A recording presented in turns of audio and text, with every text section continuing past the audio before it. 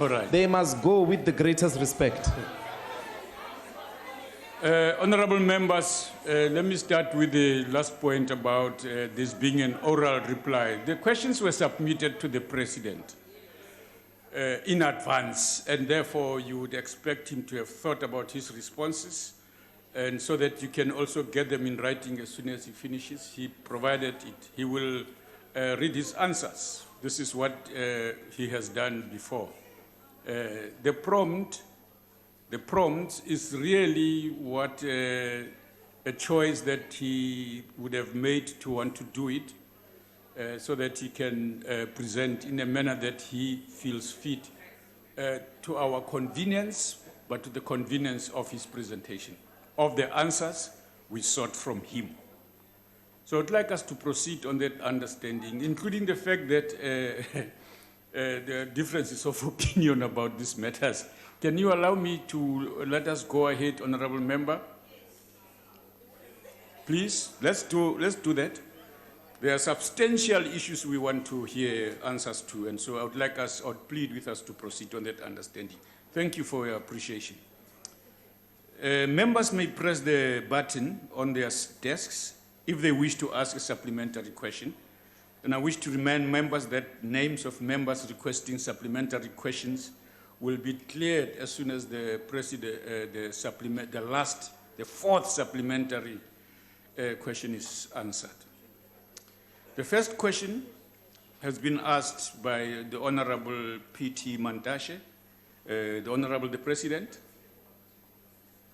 Mogamed.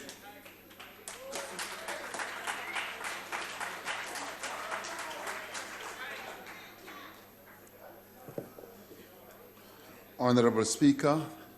It's still Deputy. Speaker. Thank you, President. Yeah, Deputy. Thank you. My apologies. It's an upgrade. Everybody's getting promoted these days.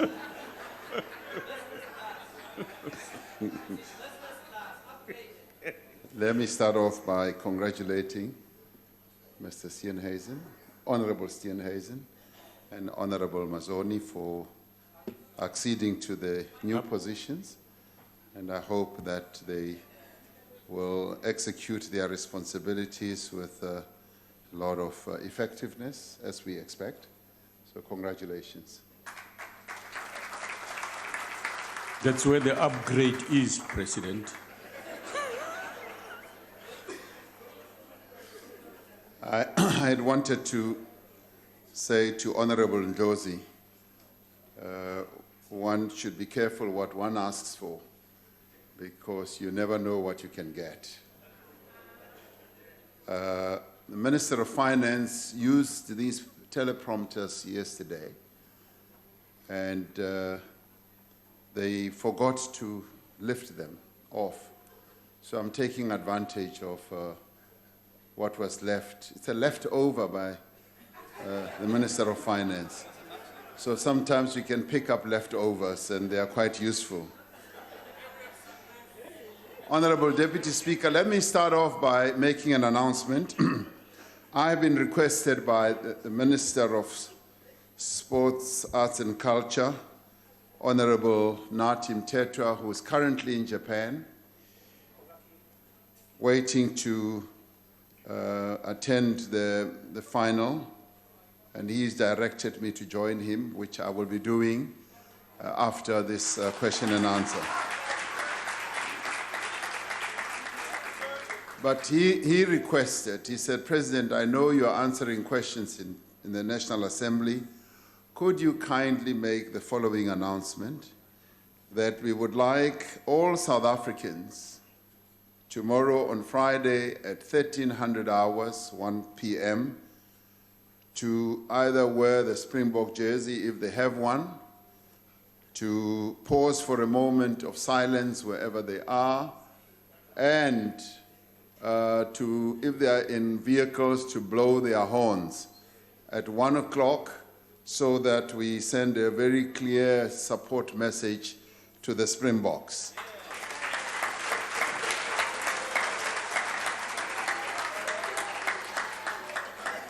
Naturally, we expect them to play their hearts out on behalf of all South Africans, knowing that all of us are going to be firmly behind them, and that they will be lifting the Webb Ellis Trophy to bring it back home where it belongs. Honorable members, the South African economy is in a dire situation. The unemployment figures announced earlier this week clearly underline the extent and the urgency of the challenge that we must all face as a nation. Now, as the Minister of Finance outlined in his medium-term budget policy statement yesterday, the economy is estimated to grow, as we all heard, at 0.5% this year, which is a huge decline from where it had been estimated to be growing at. Public finances are severely constrained and require far-reaching measures to curb expenditure. As a country faced with this grave situation, we can do a number of things, and some of the things we can do is either we lament or we act.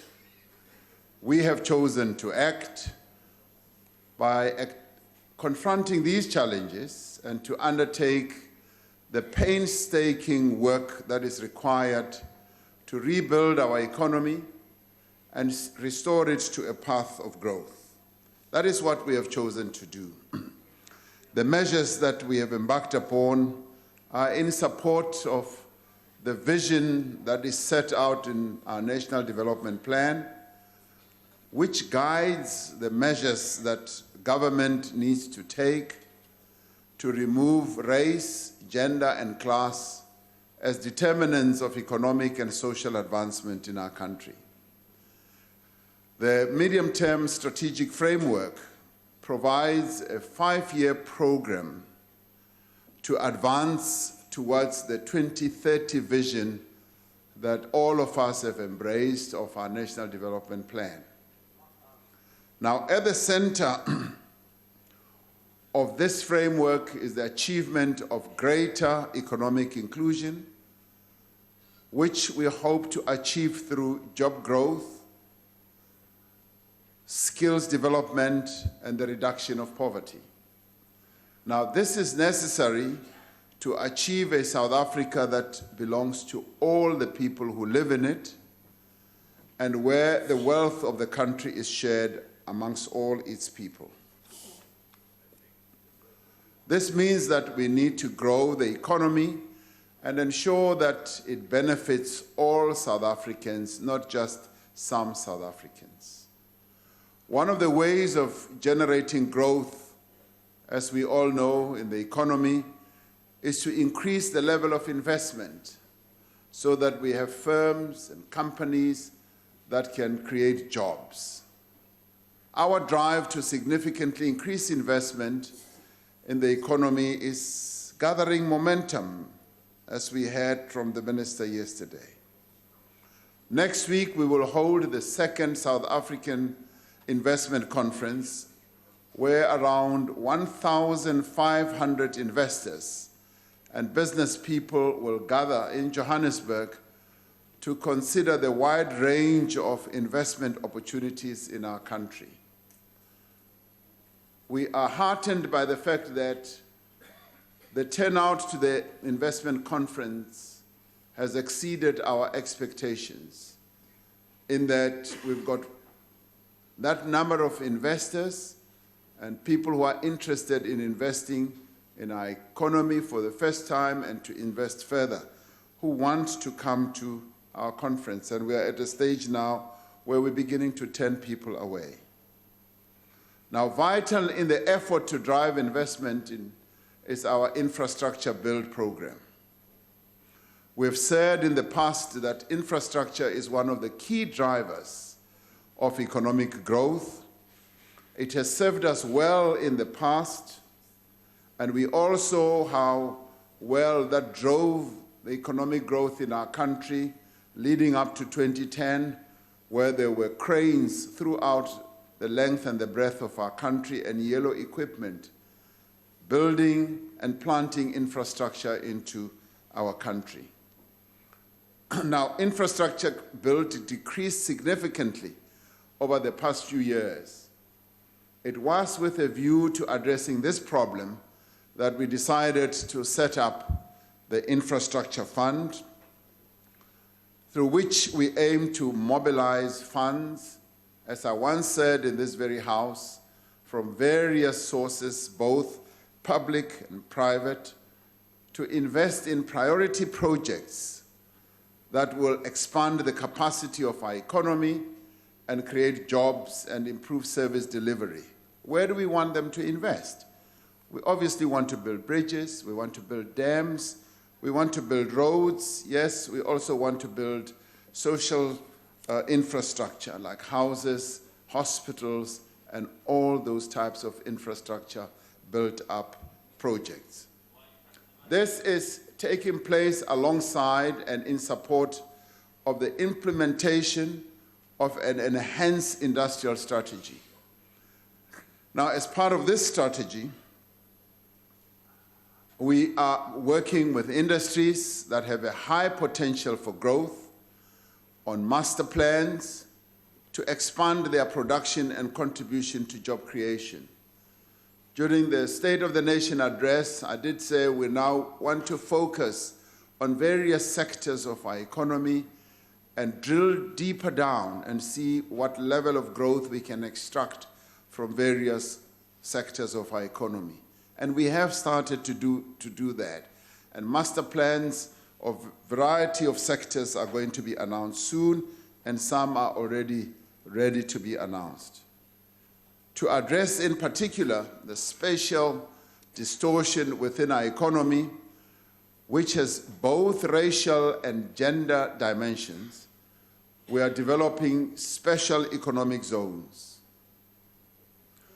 Special economic zones, and we are also reviving local industrial parks that have been lying derelict for quite a number of years. And we are also establishing new business centers and digital and innovation hubs. By supporting small, medium enterprises in our cities, townships and rural areas, we are enabling the entrance of more Black South Africans, but more particularly women, into productive and sustainable economic activity. I was overjoyed 2 days ago to be in the company of a number of women who are running their own businesses, but not just businesses, in the manufacturing sector of our economy. We have a single-minded focus on the creation of employment on a massive scale. While the economy is creating net new jobs, these are not nearly enough to match the number of people who continue to enter the job market every year. This is because the working age population is growing much faster than the jobs that are being created in our economy. And the number of people who have now started looking for work again has increased. Many of them were discouraged, and as they've seen that there's a potential for this economy to grow, they have now thronged once again to the job marketplace. While economic growth is absolutely necessary for job creation, we have embarked on specific measures to direct young unemployed people into employment and other economic activities.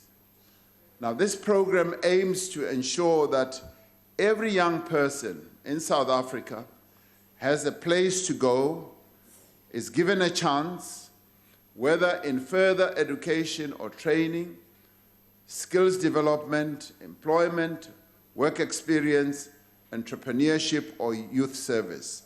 We're opening up all those channels to give young people an opportunity to get jobs, job opportunities, and get good training to be ready for the world of work. We are currently working with our social partners on implementing the creation of jobs in line with what we decided on at the Job Summit, focusing on challenges and opportunities in specific industries. As you once heard, the Deputy President and ministers and myself meet our social partners every first Monday of the month to look at precisely the constraints that we can remove to ensure that we implement the Job Summit agreements, and we are making progress. Our economic programs are fundamentally directed towards the reduction of poverty. We have said that within the next decade, no person in South Africa should go hungry, and that we will eradicate poverty within a generation. This we are focused on, and this is something we want to achieve. This, more than anything else, will help to remove race, gender, and class as determinants of social and economic advancement.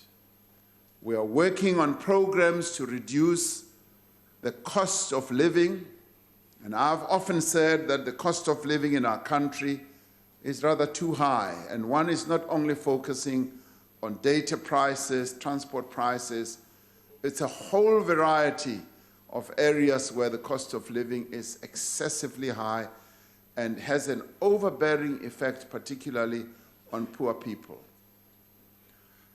Now, we're focusing on that to improve public transport and expanding the asset base of the poor through accelerated land reform and the provision of well-located housing.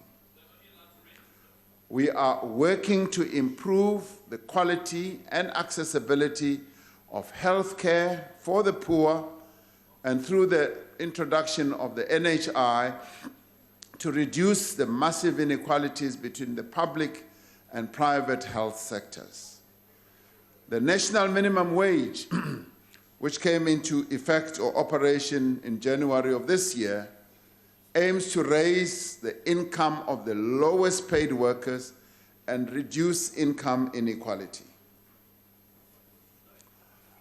Ultimately, the most effective measure to reduce inequality is education and the development of skills.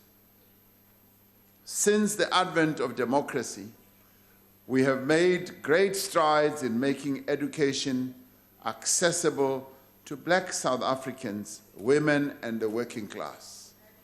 Within the next decade, we want to ensure that every 10-year-old child in our country will be able to read for meaning, and have therefore called for a massive reading campaign.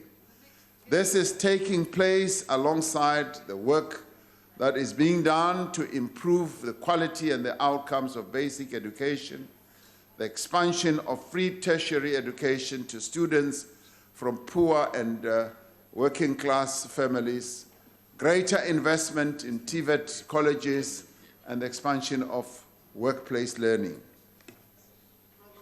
As I have said in this House before, nation building really requires that we take measures to advance those South Africans who have been severely disadvantaged by unfair discrimination. That is why we've directed public resources towards the poor, why we have implemented employment equity and broad-based Black economic empowerment policies, and why we have massively expanded access to education. Now, this is the focus of this government, to make sure that we redress the imbalances of the past and we position those who were previously disadvantaged in a way where they can advance and have a better life in this, our beautiful South Africa.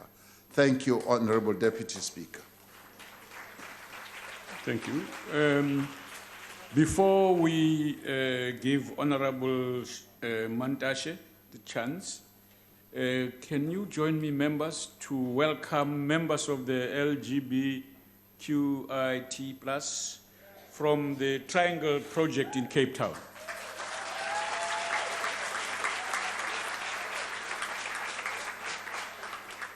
And the pupils who just entered there, if I'm correct, are from Ceres. Welcome to Parliament. And their teachers. Yeah.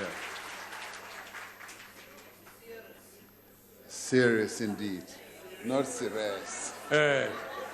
Bayadanki, I'll remember the lesson and where I got it from. And they are from Julie Primary. Thank you very much. Honorable Mantashe. Thank you, Deputy Speaker. Mr. President, in your response, you deal with both the progress and content towards building a national democratic society as per the assertion of the Honorable NDP. members, I've just introduced primary school children here. You can't contest with them. Order, please.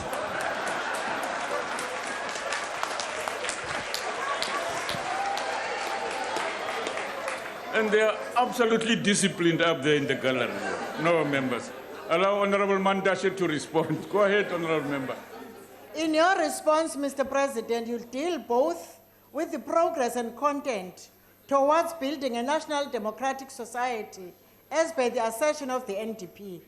Given the plans and progress you outline, the current statistics and data emerging from Stats SA seems to suggest that the desired outcome is going to be far more protracted than envisaged. Turning a society and its economy around is a complex matter. Have we built into the program you mentioned the ability to measure both the impact of the reduction of inequality and the measure to determine that we are in fact achieving a fairer and more just society? If so, please indicate, Mr. President. Thank you. Mr. President. Thank you, Honorable Deputy Speaker. Honorable Mantashe, yes, we have, as part of implementing the National Development Plan, adopted a process through which we want to, and do assess, evaluate, and look at the progress that we are making. And fortunately, we've got a statistician office, or the Statistician General and his office, who are doggedly looking at the data, and not only the data, but our performance, how we are moving the needle in terms of achieving some of the objectives that we have set ourselves up, particularly in relation to meeting the needs of our people, which, as we do, ultimately does have an impact on poverty and ultimately should have an impact on reducing inequality in our country. For the past 25 years, we have made tremendous progress. And if you look at the statistics, we did rise in terms of reducing poverty and inequality, and we did reach a stage where we began to slide down. We've become acutely aware of this, and this is precisely what we are addressing. But we are addressing this in a situation of great economic challenge, as I alluded to right at the beginning. And even during this challenge, we are able and we will continue to make sure that we do not, we do not regress in as far as meeting the basic needs of our people, particularly in relation to efforts that we're going to make in job creation, in education, and in health, and also, as I said earlier, in infrastructure build, because part of the infrastructure build has an impact on social infrastructure, and that too will have a direct impact or a derivative that will reduce poverty as well as have an impact on reducing inequality. So all the efforts that we are making, we want to be efforts that are measurable, efforts that the Statistician General will be able to measure in a very direct way. So we are on the course, yes, of building this national democratic society that you have alluded to, and this we want to do with all the programs and measures and interventions that we embark upon. We are on the way of improving the lives of our people notwithstanding the economic challenges that we face right now. Thank you, Deputy Speaker. Thank you. Honorable Shivambo. No, thank you very much, Deputy Speaker. You know, President, South Africa is the most unequal society in the world, and that inequality is based on race, It's true. where white minorities are rich and the black majority is poor. We've got an unemployment crisis. The NDP had said that by next year, unemployment will be 14%, by 2030 it will be 6%. Currently, it's now approaching 30% in terms of official definition. But overall, we've got more than 10 million people who are looking for jobs or are capable of working who do not have jobs. Poverty levels are at the crisis level. The ministers today said we've got a huge fiscal crisis. The debt to GDP ratio is approaching 70% in terms of all these issues. And throughout the 25 years of your misdirection of government, there's not been achievement even of your own objectives. Either NDP, New Growth Path, as GIA, you have never reached anything. Don't you think that the ANC is not an appropriate vehicle to drive about meaningful economic transformation in South Africa? You have tried everything. You have made lots of commitments, but you are not delivering anything. Don't you think that when it comes to real economic transformation, you are a Mabene?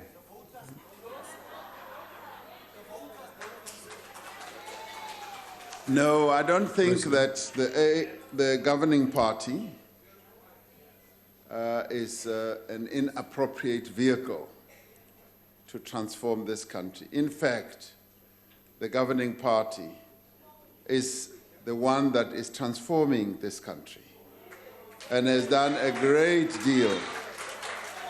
Over the past 25 years, everyone admits that we have indeed seen a great improvement in the lives of our people. That has happened, whether you like it or not, whether you agree or don't agree. The people who vote, the voters in this country, have always invested their hope and their trust in the governing party. That, Honorable Shivambu, is the real litmus test, because if the voting people of our country ever had this notion that you are talking about, they would have voted possibly for you.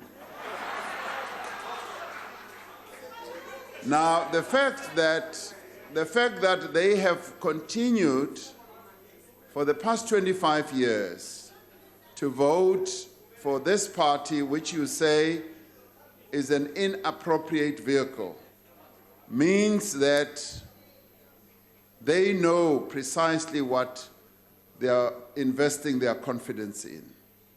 Now, that is not to say, Honorable Shivambu, our country is not facing huge challenges.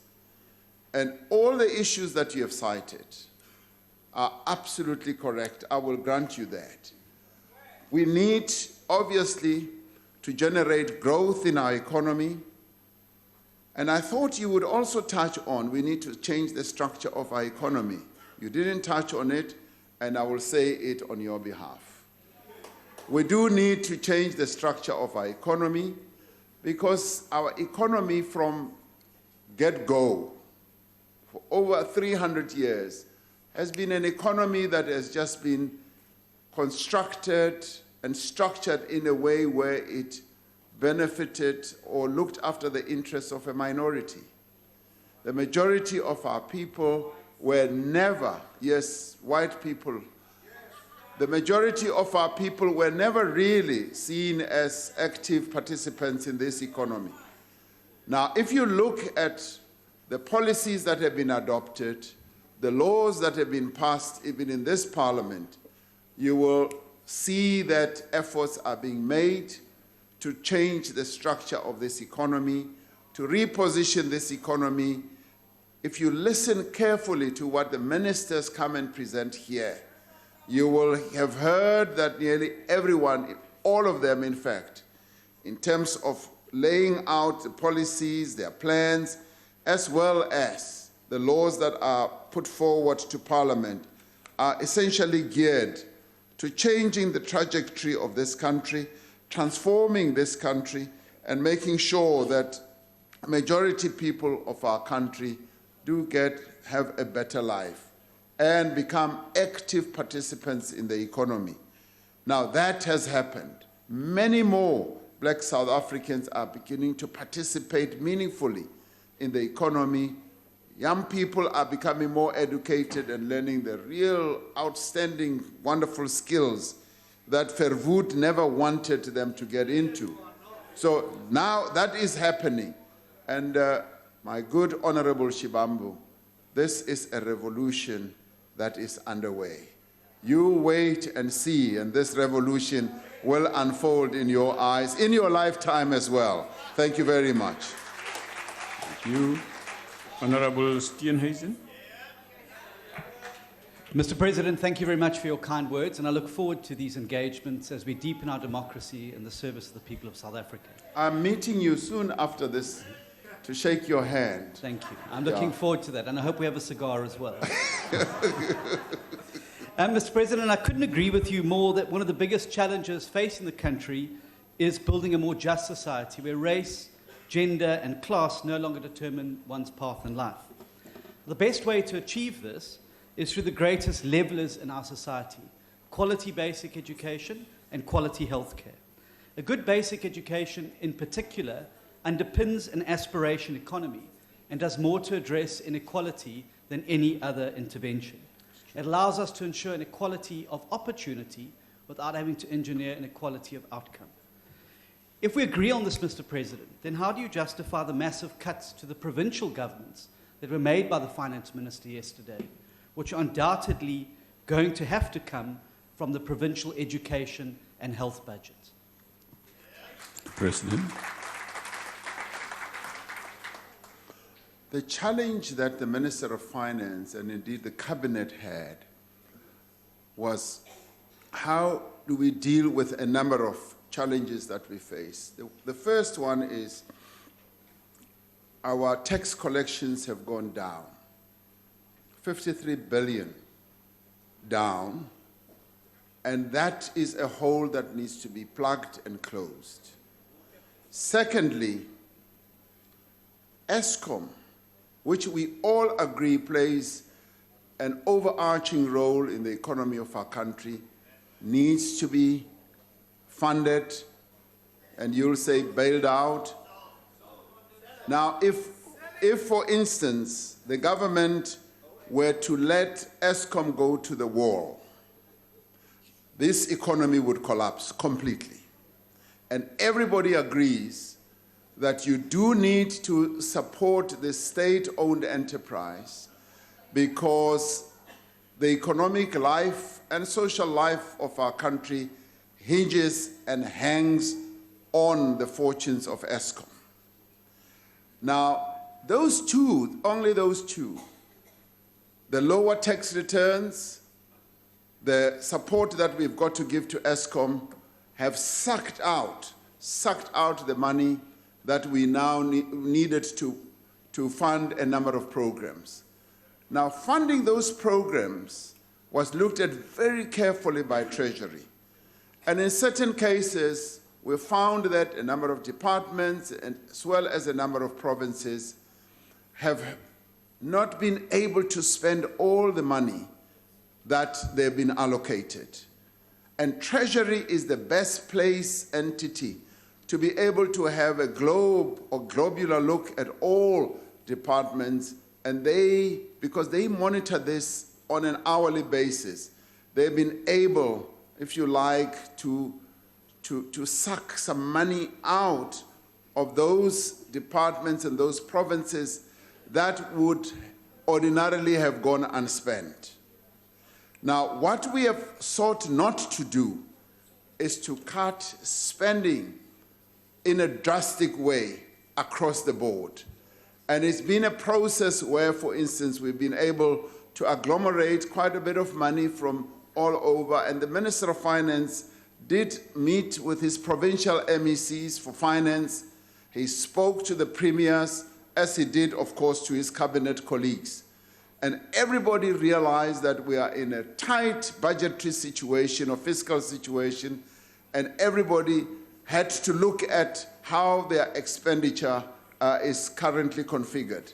And it is from that that there was a little bit of a cutback. Now, you would say that maybe you should have tried to find money elsewhere. The only way we could have done so, is to go and borrow more. And borrowing more ordinarily is not the biggest challenge, except where, for instance, you are having rating agencies that are in the process of downgrading us, making our debt much more expensive.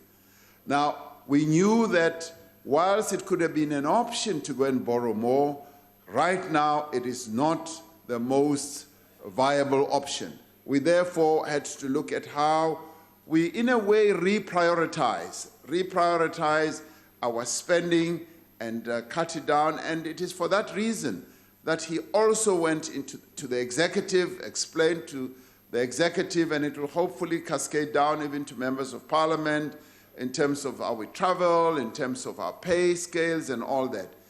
Now, everybody focuses on the wage bill. The wage bill has gone up over the past few years excessively high.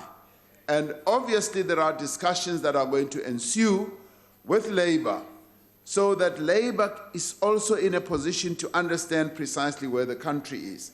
And we hope that every South African will realize that we are in a situation where we've got to cut back on a number of things in order to save for tomorrow. In a few years, maybe 2 or 3, the tax collection will go up and we will begin to generate more growth into the economy, and Eskom and other state-owned enterprises will be able to manage their own finances, and we will return once more to a much more balanced situation.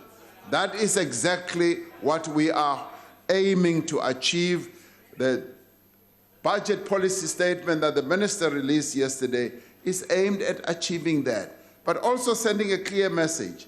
We are facing a dire situation, but we are not yet out. We are still on our feet, and we intend to correct a number of areas where we need to put things right, Eskom and the tax revenue and a whole number of things. We will resolve these problems. That, I assure you, that is the message that I'm putting before all of us as South Africans. Thank you very much. Thank you. Honorable Sheikh Imam. Thank you, Deputy Speaker. Mr. President, in our quest to create a fairer and more just society, I must admit that millions of people, particularly the poorest of the poor, have been left behind. And one of the core reasons for this is the spatial planning, which we've inherited from the apartheid days, but continued 25 years later into democracy. And the city of Cape Town is one good example. Now, my question, Mr. President, is what is government's plan to create a more integrated society, taking the poorest of the poor and moving them into areas, more affluent areas, where they could mix and integrate with the other communities with better facilities? Because in these areas, you would find drug and substance abuse, teenage pregnancy, violence is increasing. We have to take them out of that environment to create a better quality of life, addressing the high levels of inequality in the country. Thank you. Mr. President. Thank you, Honorable Deputy Speaker and Honorable Imam. I have said in this National Assembly before that clearly the spatial architecture of our country was so designed as to ensure that the poorest people in our country live as far away from the city, from the suburbs, from job opportunities, from cheaper transport nodes, from good schools and all that as far as possible. And clearly this is the legacy of apartheid, and may I say, the more visible and ugly legacy of apartheid. that poorer people have been relegated way to the back. And it was a deliberate action by the past misrulers of this country. And clearly what we have to do, and which we are determined to do, is to change the spatial architecture of our country, and to change it by ensuring that we bring poorer people into areas where transport nodes are much cheaper, where jobs are much more available. And this, when we had a conversation with one of the leading economists in the world who's based at Harvard University, Ricardo Hausmann, he said, many other countries bring in all the poorer people into the city. They live where jobs are easily available, where transport is cheaper, where they don't have to travel long distances, where they are near factories, where they are near economic activity facilities, so that they are able to find jobs, they are able to look for jobs easily, and able to travel to work. And this is precisely what we want to do. Densification of our cities and of our metros and of our urban areas is clearly the program that we have embarked on. Now, the Deputy President has been leading a team that is looking at the release of land. And recently they came with a proposal to release 14,000 pieces of land, which the Minister of Human Settlements, Water and Sanitation is going to be working with, which Minister of Agriculture is also going to be working on, to ensure that we bring in more and more people, releasing the land, releasing title deeds, and getting people to live in and around the cities of our country so that they are able to have easier access to jobs, to education, to transport, to healthcare facilities, and a whole variety of other facilities. Because as it is now, poorer people are moving more and being moved more and more out of the city areas where there are no services and where there are no facilities. So we are determined to correct the apartheid spatial architecture and turn it into the architecture of a new democratic society. I was in Bloemfontein recently with the Premier of the Free State and the Minister Sisulu of Human Settlement and Deputy Minister Mahlobo, and we were launching a housing project, which is an integrated housing project near to factories, near to the city, where our people are going to live, and opening up housing projects which will accommodate more than 6,000 people. And when I saw it, I said, this is the way we should be going. All other areas in our country should densify, bring more and more people into city areas so that people can get jobs easily. So, Honorable Imam, we are determined to do it. Even here in Cape Town, we want to do it, and we will do it without any fail. Thank you very much. Thank you very much. Mr. President, we move to question 8. It's been asked by the leader of the opposition, and that position is now, as we've just been told the other day, by Honorable Steenhuisen. Honorable Deputy Speaker and honorable members, since the State of the Nation address in February 2018, government has undertaken a number of reforms within the economy and several institutions of state to stimulate growth and job creation. We have built a broad social consensus on measures that need to be taken to fundamentally transform the structure of the economy so that it is more inclusive, more competitive, and more labor-intensive. These efforts have resulted in initiatives such as the Job Summit, which we held last year, which has produced practical measures to protect existing jobs and to create new ones. As part of this process, we have established regular monthly meetings with leaders of business labor, and communities to review progress in several areas of reform. The paper that was published by National Treasury in August of 2019 on economic transformation, inclusive growth, and competitiveness proposed a range of additional reforms to address constraints to growth. Now, these proposals have been extensively discussed, not just in government, but also across society. The Minister of Finance alluded to this yesterday. It is significant that Treasury has received well over 800 substantive submissions to their paper and have this week published, as the Minister said yesterday, a revised version of the paper. Now, as he said yesterday, this is a living document. This is a document which we would like all South Africans, through their institutions, individually or otherwise, to engage in. Because in the main, the document is much more about measures that we need to take to unlock constraints, to remove blockages, and generate economic growth. Some can be done immediately, some can be done later, and some can be done much, much later. They can be debated for quite a long time until consensus is reached.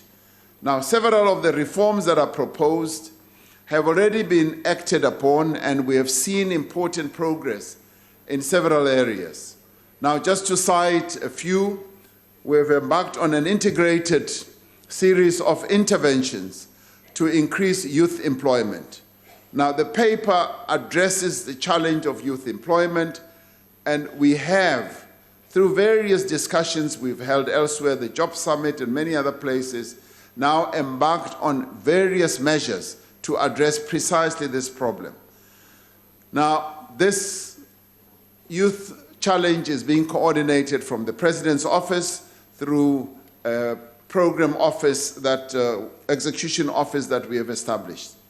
Now, through the measures that are outlined in the roadmap for Eskom, which was released earlier this week by Minister Gordhan, we are taking steps to make the energy sector more efficient and more competitive. We are working with the regulator on an accelerated timetable for the release of the broad spectrum.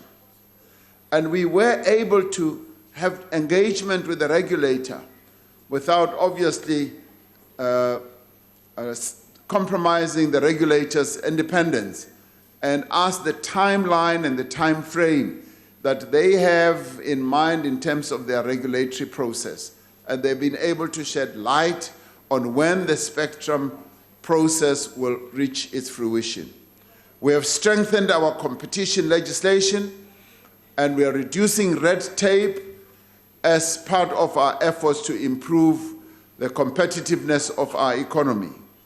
We have undertaken several reforms to the visa regime to promote tourism and make it easier for business people and investors to visit South Africa, and tourists as well. Now, through the implementation of these and several other measures contained in the Treasury paper, we are establishing a platform for the return to growth and for the creation of much-needed jobs. And may I say, some of these measures, some of which are also addressed in the Treasury paper, were raised with us as government by the private sector. As we have held meetings with them, they identified a number of issues which we said we will address. Some of those had to do with the mining charter, and some of those had to do with things like water licenses. Some of them come to us and say, we are prepared to invest 7 billion rand, but we've been waiting for a year and more for water licenses. So at this NEDLEC forum, which I attend every first Monday of the month, we were able to call the water licensing people and say, why is it taking so long for corporates who want to invest so much money for them to get licenses? And that in itself shed a great deal of light on some of the processes that they get involved in. And we said very clearly, we want the timeline to be reduced quite significantly. And we're going to be meeting them again. And I've said to them, I want it to be cut by 50% and more. And they are going to come with those answers. So we are embarking on a process to reposition everything that we do in our economy, removing the constraints, addressing all these things. Unfortunately, these things take time. Honorable Steenhuisen, one of the reasons why we've got an oversubscribed investment conference, which we are holding next week, is precisely because many people in the private sector can see that we are not a government that is reluctant to put into effect reforms. They see that we are determined to reform, and that's precisely what we are doing. When we engage with them, they see that for themselves. And so our continued engagement and consensus building and collaboration with the private sector is bearing fruit. And part of the fruit is the response to their attendance at the investment conference. Thank you, Honorable Deputy Speaker. Thank you. Honorable Ndlozi? Oh, no, sorry. Oh, yeah. One step ahead of me. Go ahead, Honorable. This is what new ones must experience, now and then, you know. Thank you, Mr. President. Mr. President, to get more young people into jobs, your Finance Minister's Mbowene's reform plan recommends lowering the regulatory barriers that are locking young people and small business out. And he recognizes that it is your own government's regulations that are erecting these barriers to this. It's something the private sector can't reduce. It's something your government has to do. And when you became president, you addressed the nation saying, and I quote, "Our most grave and most pressing challenge is youth unemployment. It is therefore a matter of great urgency that we draw young people in far greater numbers into the productive economic activity of our country." And to that we say, amen. But when you said this in SONA 2018, youth unemployment at the expanded definition was sitting at 65%. 2 days ago, we learned it has now grown to 70%. So given this dramatic increase, do you not accept that the interventions that you've made so far have failed to address this pressing challenge? And is it not time, given the fact that your own deputy president said that he doesn't take the finance minister seriously, for you to find the courage to unequivocally back Mr. Mbowene and his plan, to stop bending the knee to the unions and the communists and the other enemies of growth on your benches? Mr. President. Thank you, Honorable Deputy Speaker. Honorable Steenhuisen, I agree with you, and I'm glad to know that you do read the text of what I say here in this National Assembly. So that pleases me no end. Now, of course, youth unemployment is our biggest challenge. We know that. And in a way, we have become a victim of the success that we've made in bringing more and more young people. No, that's true.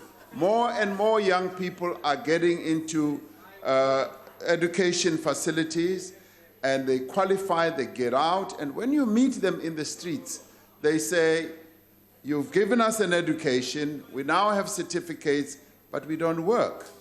And that is precisely the challenge that is there for all of us. And I bear that challenge, the problem, the burden of that every day, because it is precisely what we need to respond on. And as I said earlier, we're embarking on enormous initiatives which are being led in the President's office, and where we're collaborating with a number of partners in the private sector in the most enthusiastic way, including the National Youth Development Agency are involved, and a whole number of others, including the YES program, Harambe, and many others.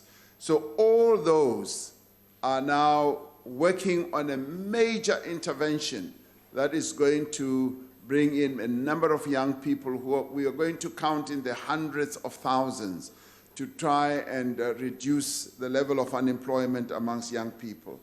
Now, clearly, you say we should abandon Labour and the communists. Let me tell you something. Labour has been and continues to be a really good partner of the governing party. And the stability that we've got in our country today is in large measure also born out of the partnership, the alliance that we have as a governing party, yes, with the communists, yes, with Labour, and yes, with other social organizations like community-based organizations. And obviously, in our discussions, we do deal with these issues. We discuss these issues. When we were negotiating the national minimum wage, some of these issues came up for discussion, and we agreed that, yes, we should have a national minimum wage which is going to cut across to be applicable to all working people in our country. Soon, the assessment of the national minimum wage impact will be out, and we'll be able to measure precisely the impact that that national minimum wage has. Now, the measures and the interventions that we are embarking on are not the type of interventions, in my view, that are going to sort of make things a lot worse. In fact, they are aimed at ensuring that we do reduce the level of unemployment amongst young people, and we're focusing our attention on precisely the employment amongst young people, because it is the biggest challenge that we face. Every year we've got more and more young people who are coming onto the labor market, and we want, for that reason, to ensure that our economy grows. We create more firms and companies that will help to create jobs, and that is the task that we have embarked upon. So if you've got better ideas on how this can be done, put them on the table.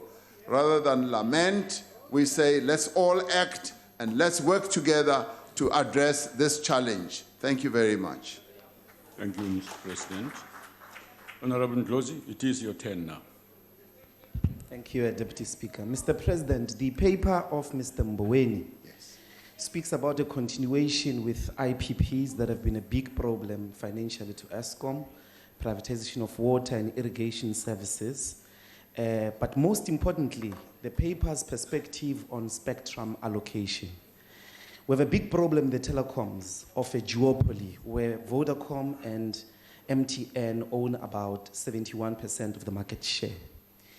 And there is no detail, but it looks like the government's attitude is towards auctioning spectra, high demand spectra.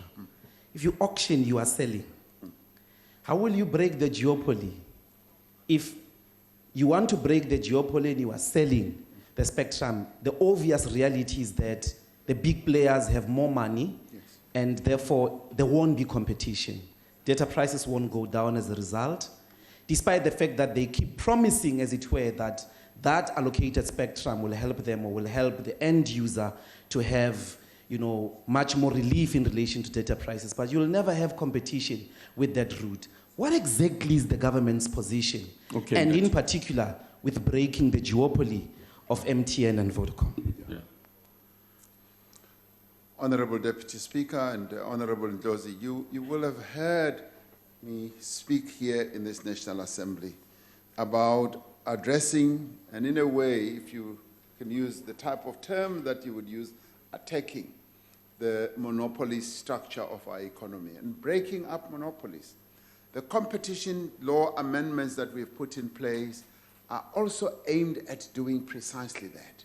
Because we have realized, and long ago, of course, that the way our economy is structured, and this has also been described by the IMF and the World Bank, they say one of the big problems in the economy of South Africa is that it is over-dominated by monopolies, much more than what they see in other countries. So we are acutely aware of that, and this is a historical fact.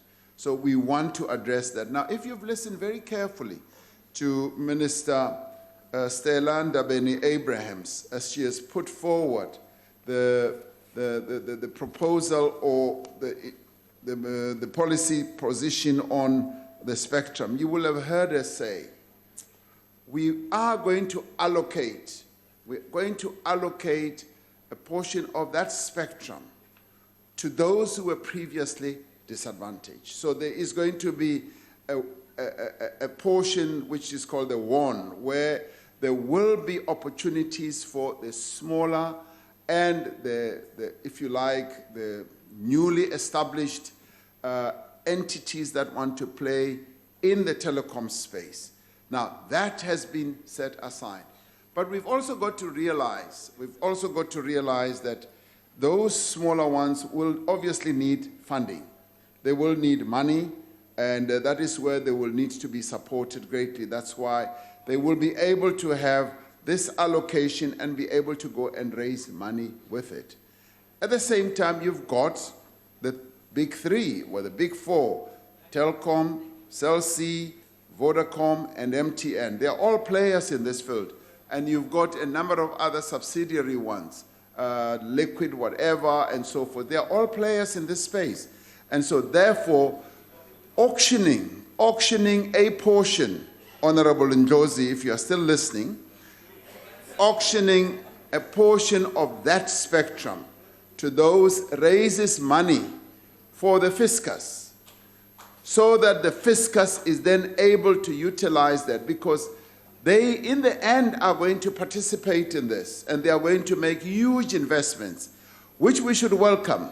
But at the same time, they will be taking part in this auction on conditions that are clearly going to be set out, and those are developmental conditions. Those developmental conditions, because they've got the muscle, they've got the spread, are going to mean that they must go and install 4G, 5G capability in the rural areas, in the townships. So you want to use the muscle that they have to ensure that you achieve your developmental ends. But at the same time, you also want to get your new players, those who were prevented in the past by a whole number of reasons, to participate in the spectrum as well. And the way I see it in the end, even those bigger ones will envy the smaller ones who are going to participate in the set aside that has been put out for the new emerging and the newly established ones. So I believe that we've got a very balanced approach to this. It's not an approach that is aimed at further emboldening and further empowering the existing players. And in fact, if you look very closely, Honorable Ndlozi, this is one of the more effective, transformative moves that this government is making on this, to ensure that we limit the powers of the monopolies by bringing in more competition. And I have spoken in this House before about how the economy of the US grew when they broke up AT&T and made sure that it is broken up to include many, many, many other players. And that is when the economy of the US took off. Now, through this, you're not going to have 4 players in the spectrum. You're going to have a multiplicity of players. And that is something that we should welcome. There's nothing wrong about that. As to the size that a Vodacom will have, and MTN will have, that is going to be the function of how, in the end, that process works out. But what we are going to ensure is to ensure that we curb the power and the influence of monopolies and allow our own emerging companies to participate in a much more meaningful way. I want you to pay attention, even spend time with Minister Stella Ndabeni-Abrahams. Go buy her coffee. Have coffee with her, and then she'll explain all this to her. Thank you very much. Thank you, Mr. President. Honorable E.M. Buthelezi. Thank you, Deputy Speaker. Well, President, yesterday the Minister of Finance advised the country that there are 29,000 state employees that are earning salaries over R1 million per year. What do you do to further reduce the still bloated size of public service and thus reduce the drain on the fiscal spending as established by your predecessor? Mr. President. Sorry, I didn't get the last part of the question. Sorry about that. There was too much noise. What does the President do to further reduce the still bloated size of public service and reduce its drain on the fiscal spending? Thank you, Honorable Deputy Speaker. The issue of the public service, we've got some 1.2 million public servants.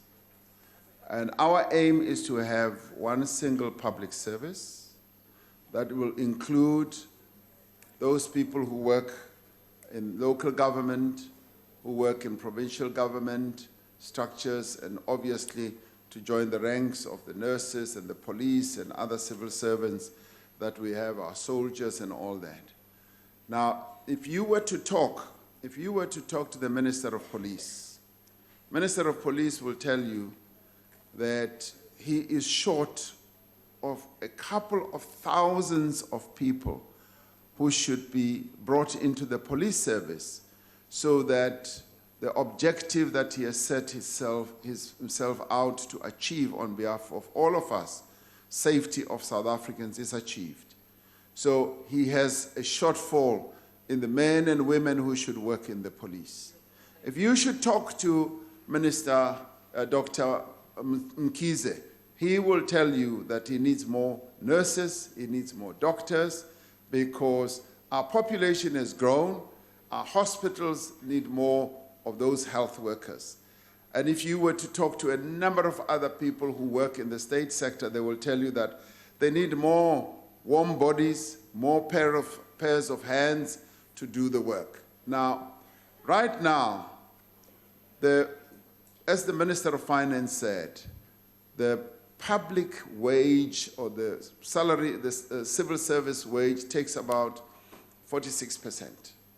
Now, that indeed is a high figure, and this has come about as a result of a number of things that have happened, where we've had increases that are above inflation, and where we've had other benefits that have accompanied all that. Now, that needs to be looked at, and we're going to be looking at that with labor themselves, because the more this grows, the more we become constrained in as far as providing services to the people of our country.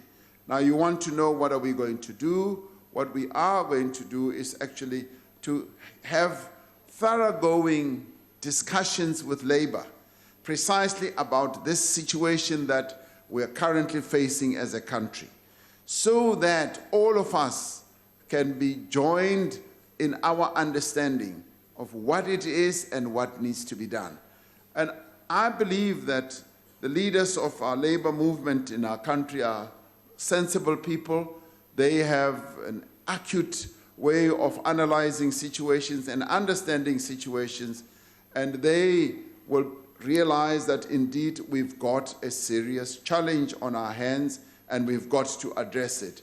And we will find solutions, as we have always found solutions on many other problems that looked intractable.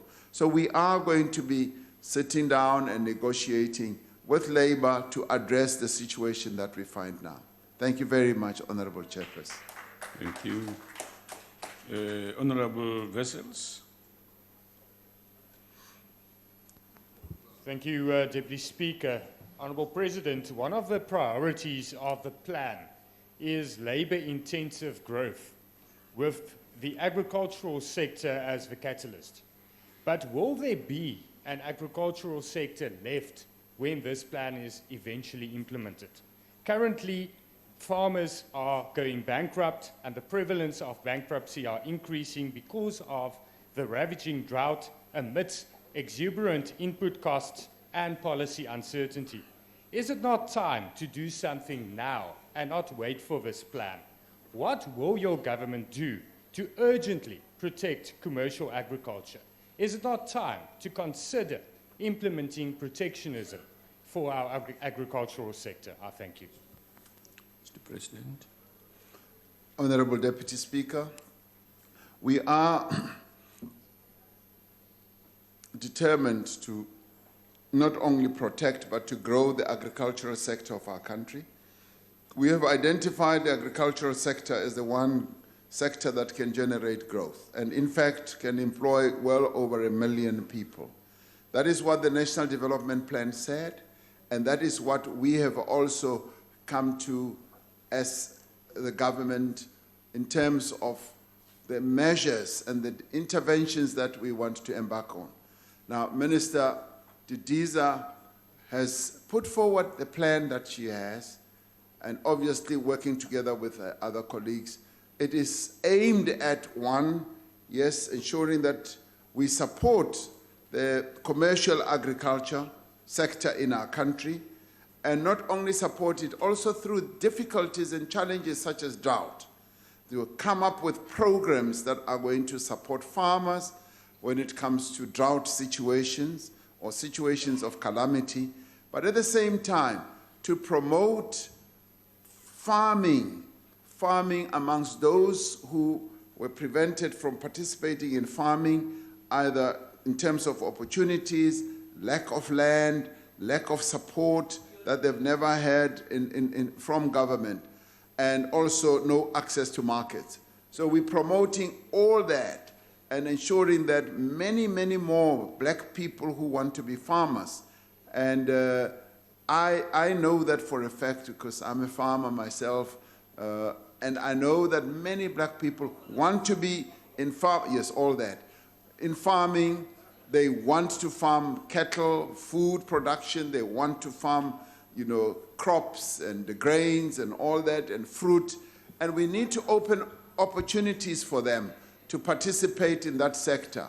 And for them to be able to do so, they also need certain facilities, such as access to water, such as access to land, such as access to funding. So all that is now on her desk. And she, Minister Didiza, is meant to come up with strategies, and she has put forward a number of those so that they can be implemented, but at the same time support your commercial farmers. Make sure that your commercial farmers work as well. And the good thing that you may not be aware of is that a number of commercial farmers have come forward and said, we want to support the government's efforts in making sure that agriculture becomes a sunrise industry in our country. It becomes a winning industry that can employ many more people. And make sure also that the food production in our country is not compromised, that we should continue producing our own food. We say this having looked at a number of other countries that have been stumbling when it comes to food production. And we don't want South Africa to ever get there.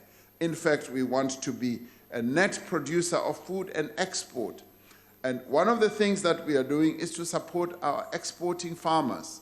And a number of them are also black farmers who are coming into the export market, exporting beef and mutton and all that to export to other countries. So we want to play an overarching support role to the agriculture sector of our country because we see it as a growth industry indeed. Thank you very much, Deputy Speaker. Thank you, Mr. President. We move to question 9, and asked by Honorable KRJ Mishwe.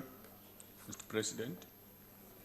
Honorable Deputy Speaker, honorable members, when I asked this House to approve the emergency action to combat gender-based violence and femicide 2 months ago, it was in a response to a national crisis.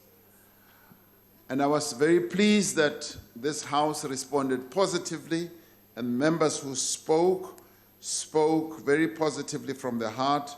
It was also a response to mounting calls from our people to match our condemnation of such violence with a commitment that is necessary to ensure that necessary human, financial, and other resources are available to tackle this crisis.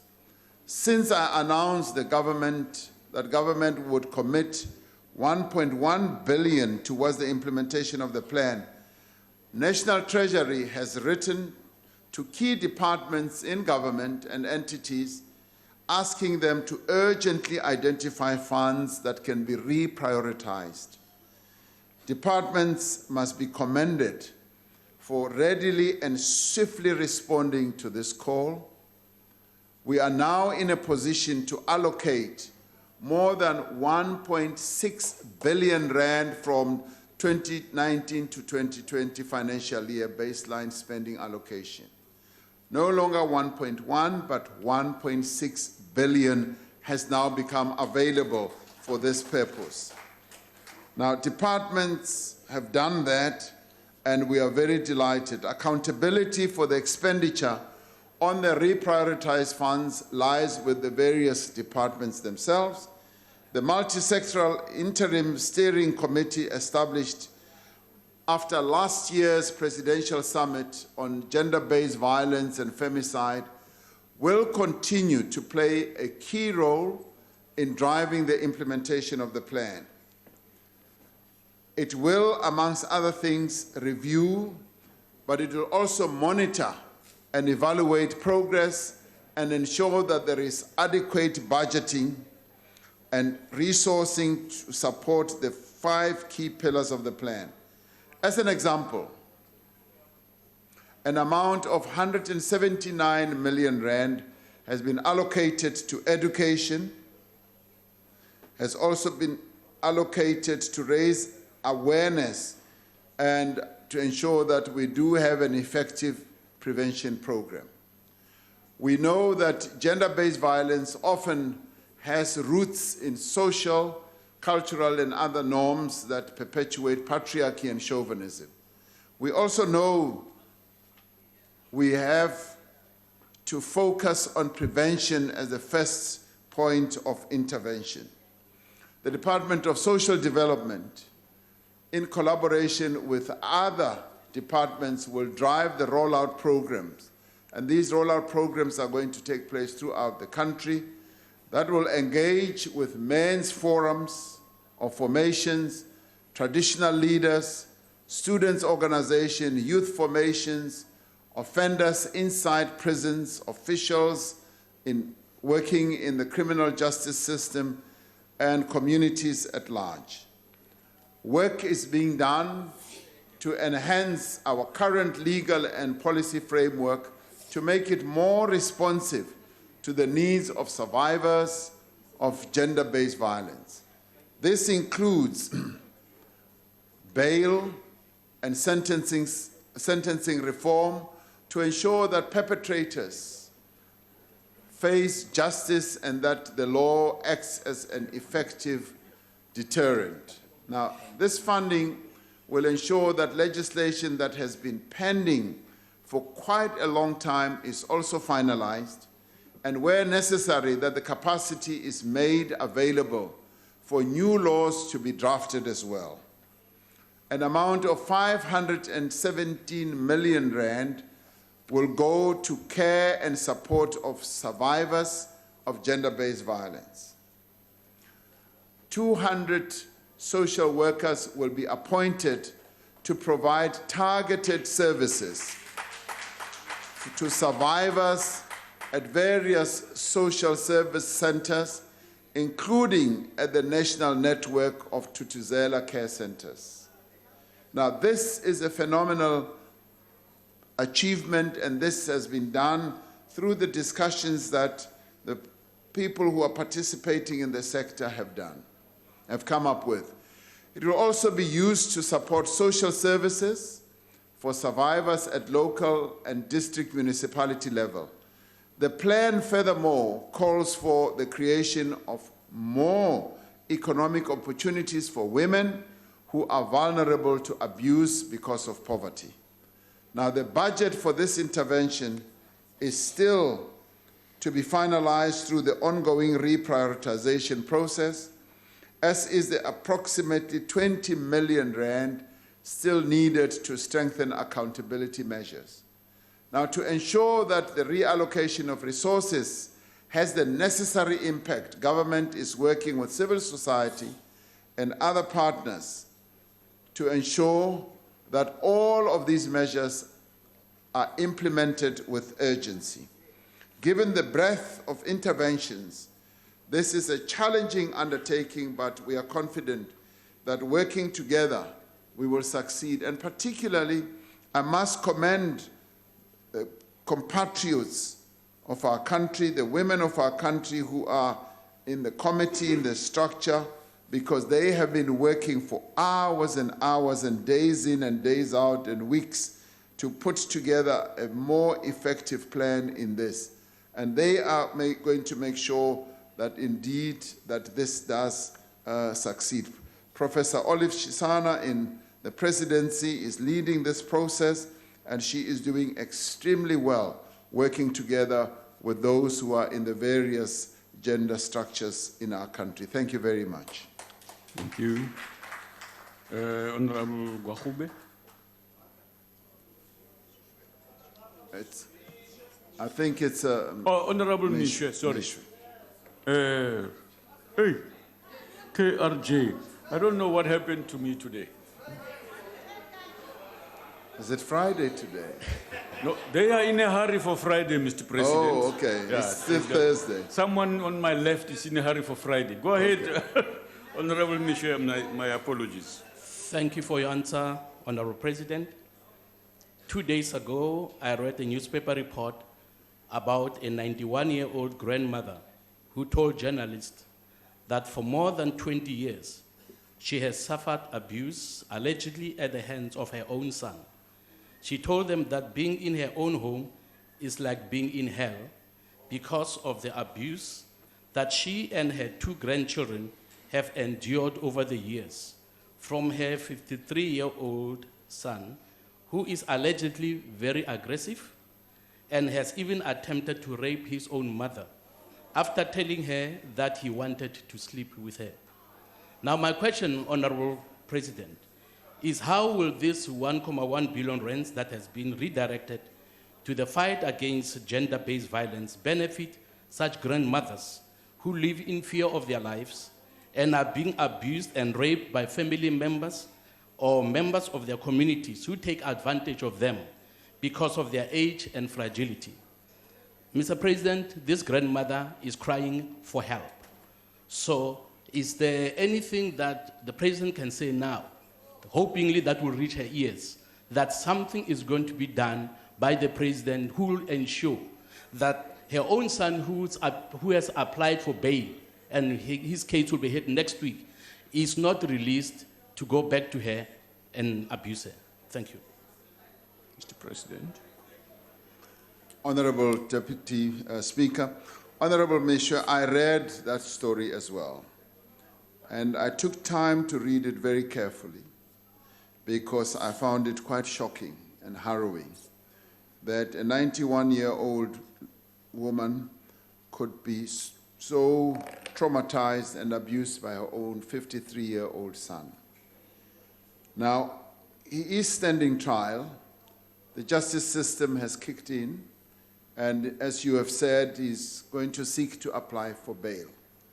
Now, clearly the issue of granting bail is the magistrate's prerogative, but we have sent a clear message to the prosecuting authority, the NPA and all those that we need now, from now on, to be opposing bail, where people who are suspected to have participated in sexual violence, acts of crime appear, whether it's rape or murder or femicide. So we're hoping that that kicks in. But more than that, the 91-year-old Gogo will be assisted by these social workers that I was talking about. The social workers that we are now going to bring in, and that will be funded by this 1.6 billion rand, will be on hand to give assistance. And apart from these social workers, there will also be psychologists and psychiatrists who will give her counseling. And also, we will be setting up more and more Tutuzela centers around the country, make sure that those who seek refuge, like this 91-year-old mama can go there and get assistance and get support through people or from people who are well trained.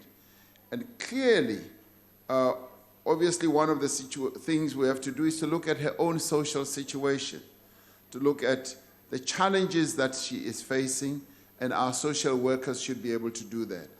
But more than that, we obviously need to embark on prevention measures and interventions. It is through prevention, and it is through, as I've been challenging even people in the faith-based sector, that we should, all of us, be participating in preaching the message, ensuring that there is more and more prevention, that those who have little understanding of what gender-based violence is, patriarchy and male chauvinism is, get a better understanding of it. And we obviously want to focus on the boy child, but we also have to focus on older men. So the prevention message needs to go out more and more. So this program that, and I'm glad to say the women of our country have come up with, is an overarching program that is going to answer and address all these issues. So I've put myself in the front of that old lady and I've said, what is it that we can do as government? Now, as you asked the question, I've asked myself precisely that. And I've said what we need to lay out to her is that we are a caring and sensitive government. We are going to be there to support her. And we're also going to mobilize a number of other organizations to be there to give her as much support as we possibly can. And I hope that the religious or the faith-based sector that you are a part of, Honorable Member, you will be able to ensure that she is given the support that she needs. Thank you very much. Thank you. It is you now, Honorable Gwakhobe.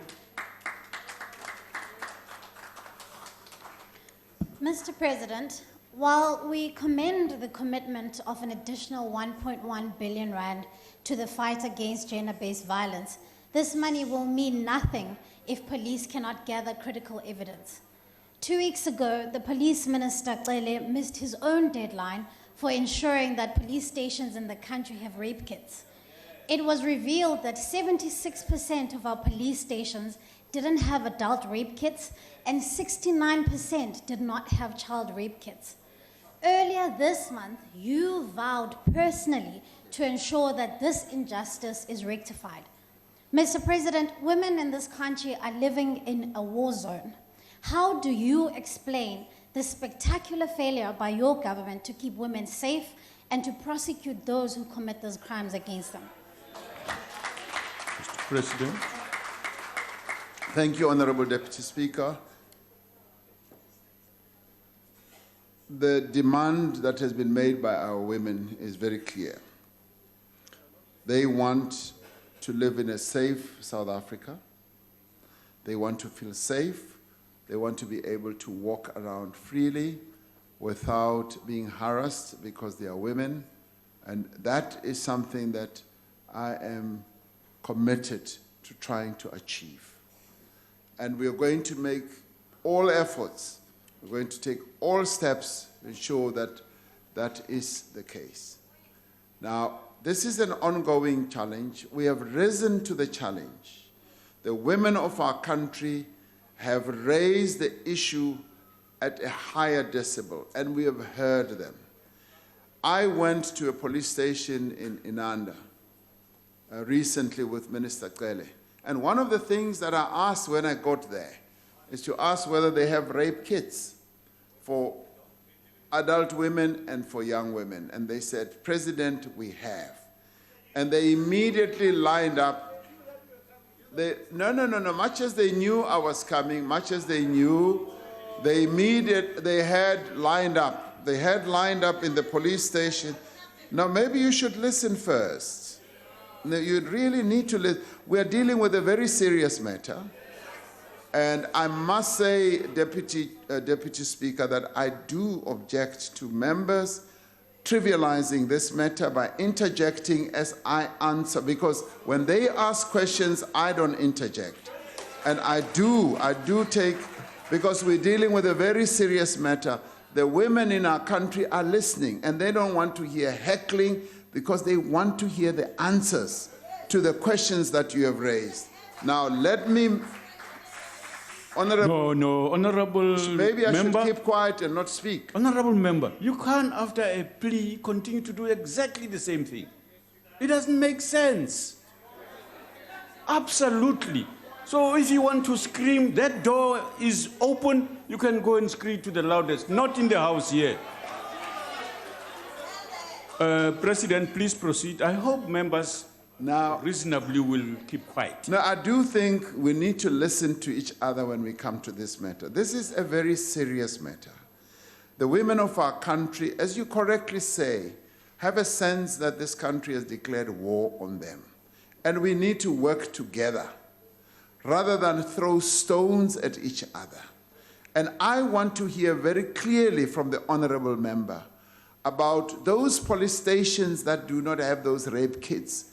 I want to hear which ones, because I will either want to go myself with or without the minister, and I will want to know what is happening, because I did stand here, right here in this platform, and committed our government to doing something about it. And if it is not happening, if it is not happening, I want to know where it is not happening. I don't want to hear heckles. I want to hear where it's not happening and why it's not happening, so that I'm given chapter and verse, so that I'm able also to put the minister on the spot and say, Minister, why is this not happening? Because it must happen. We've committed ourselves as a nation that we are going to address the plight of the women of our country. And that I am committed to, and I want to see it happening.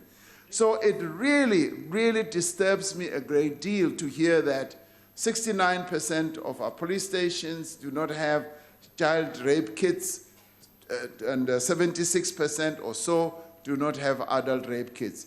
And after this, I am going to speak to the minister right now and say, why is it not happening? And he will then be able to talk to those in his chain of command and demand that it should happen. And this is something that we must work together on as a nation to make sure that we address gender-based violence. This is not a joke. This is not a matter to laugh about. And this is not a matter to heckle about. We must do it, and let's work together. Thank you very much. Honorable van der Merwe.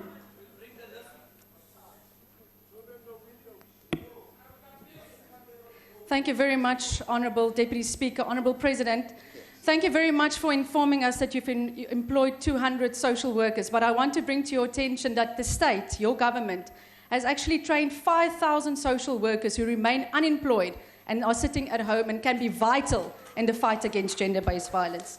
Mr. President, as we speak, the Safe House shelter right here in the Western Cape faced closure, as it receives only 57 Rand per woman per day from government, which is meant to cover meals, transport, medical expenses, and specialist services, which is simply not good enough. In contrast, your government is spending more than 350 Rand on a prisoner in jail. Earlier this year, you made several commitments, firstly, for greater support for shelters for abused women and children, and you also told us that you will strengthen the National Command Center, the Gender-Based Violence Command Center.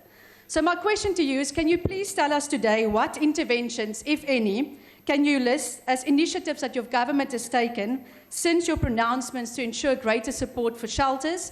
And please, can you furnish this House and the nation at large with the number for the toll-free National Government Gender-Based Violence Call Center? The number, please. Thank you. Mr. President. Well, Honorable Deputy Speaker, let me start off by saying I don't know the number off by heart. I can help the President. I'd love you to help me. Let's have a coffee and you'll give me the number. No, but I think the nation must hear. Okay. So it's 0800 428 428. You can take it down, President.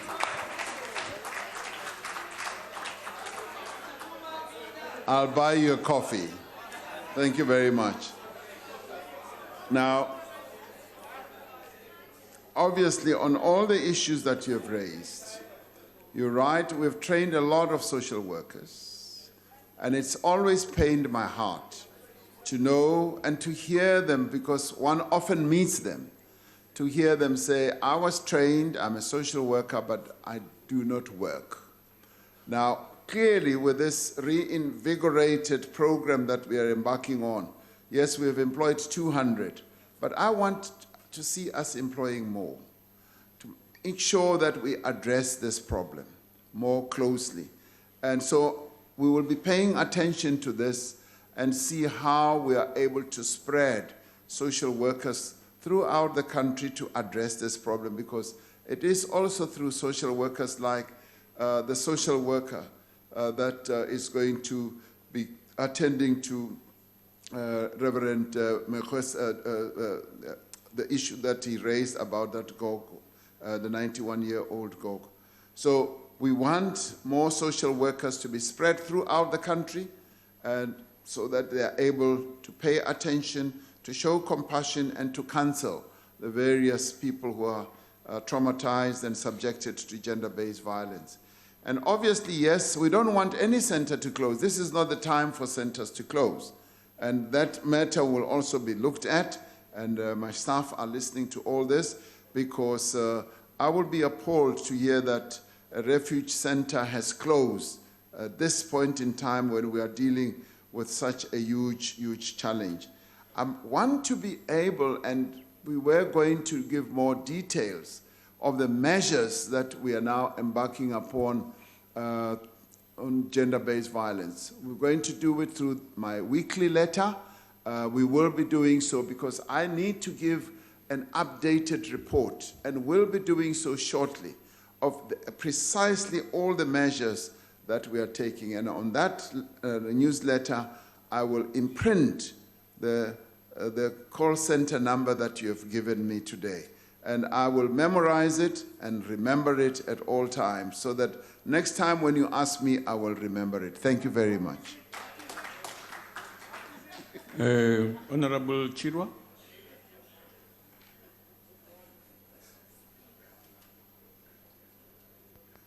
Thank you, Deputy Speaker. Mr. President, Mr. Tito Mboweni yesterday said nothing about the redirection of the 1.6 billion to fight gender-based violence, which is clear evidence that this again is one of your empty promises that are misleading our people. Now, my question is that, can you please extrapolate for us in detail what the prevention mechanisms will be? How will this 1.6 billion rand stop a girl child from being raped by her father, a daughter by her brother, wives by their husbands? Can you make us see the picture of what your money will do to stop men from killing women, raping them, and burying them in shallow graves? Because you have not extrapolated for that for us in detail. Thank you. Honorable President. Thank you. Thank you. I did mention what the Minister or Treasury did. Point of order. Mr. Deputy Speaker, when members were heckling this side about the importance of this question, you both were very strong to call them to order. Members of the ruling party are heckling when another member is raising a genuine question, and you remain there complicit. It's wrong.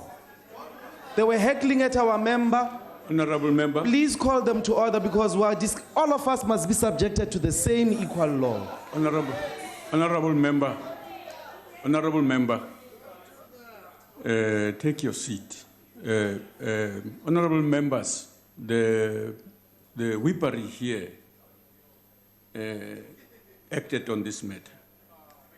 If you defy even your whips, it's wrong, all of you. No. Don't screaming shame. What shame? Shame on you. On you, all of you. All of you. You are inconsistent yourself. You deliberately keep quiet when it's not you. It's out of order. Order, honorable members. Look at what you are doing now. Just look at you are, honorable members, order, please. Honorable President, please give a response. Thank you, Honorable Deputy Speaker. I was saying that the Minister of Finance, and I reported on this now, made an intervention which the Presidency asked him to make to get all the departments to delineate amounts of money that should be reprioritized for precisely this purpose. Now, that in a way is not really part of the new budgetary process. It's part of the current budget. And these are amounts of money that have to be reprioritized to address this issue. So there was no need for the Minister of Finance to address this issue. I can address it politically, which I am doing because this has been an initiative which the Presidency is driving to make sure that we address the gender-based violence issue. It is firmly in our office, and therefore we can speak about it. And in speaking about it, we are going to make sure that this money, 1.6 billion, is utilized by various of our departments in a way which will address the interventions that we want. And in this regard, fortunately, we've got a steering committee made up of women who are going to be watching how this money is utilized like hawks. And at the same time, they will also be evaluating the various programs that need to be embarked upon, including preventative programs. Yes, we want to get to a point where we will be able to be so successful with our intervention program to prevent this 53-year-old man, which Reverend Michel referred to, from wanting to go and sleep with his mother. We need to embark on programs like that.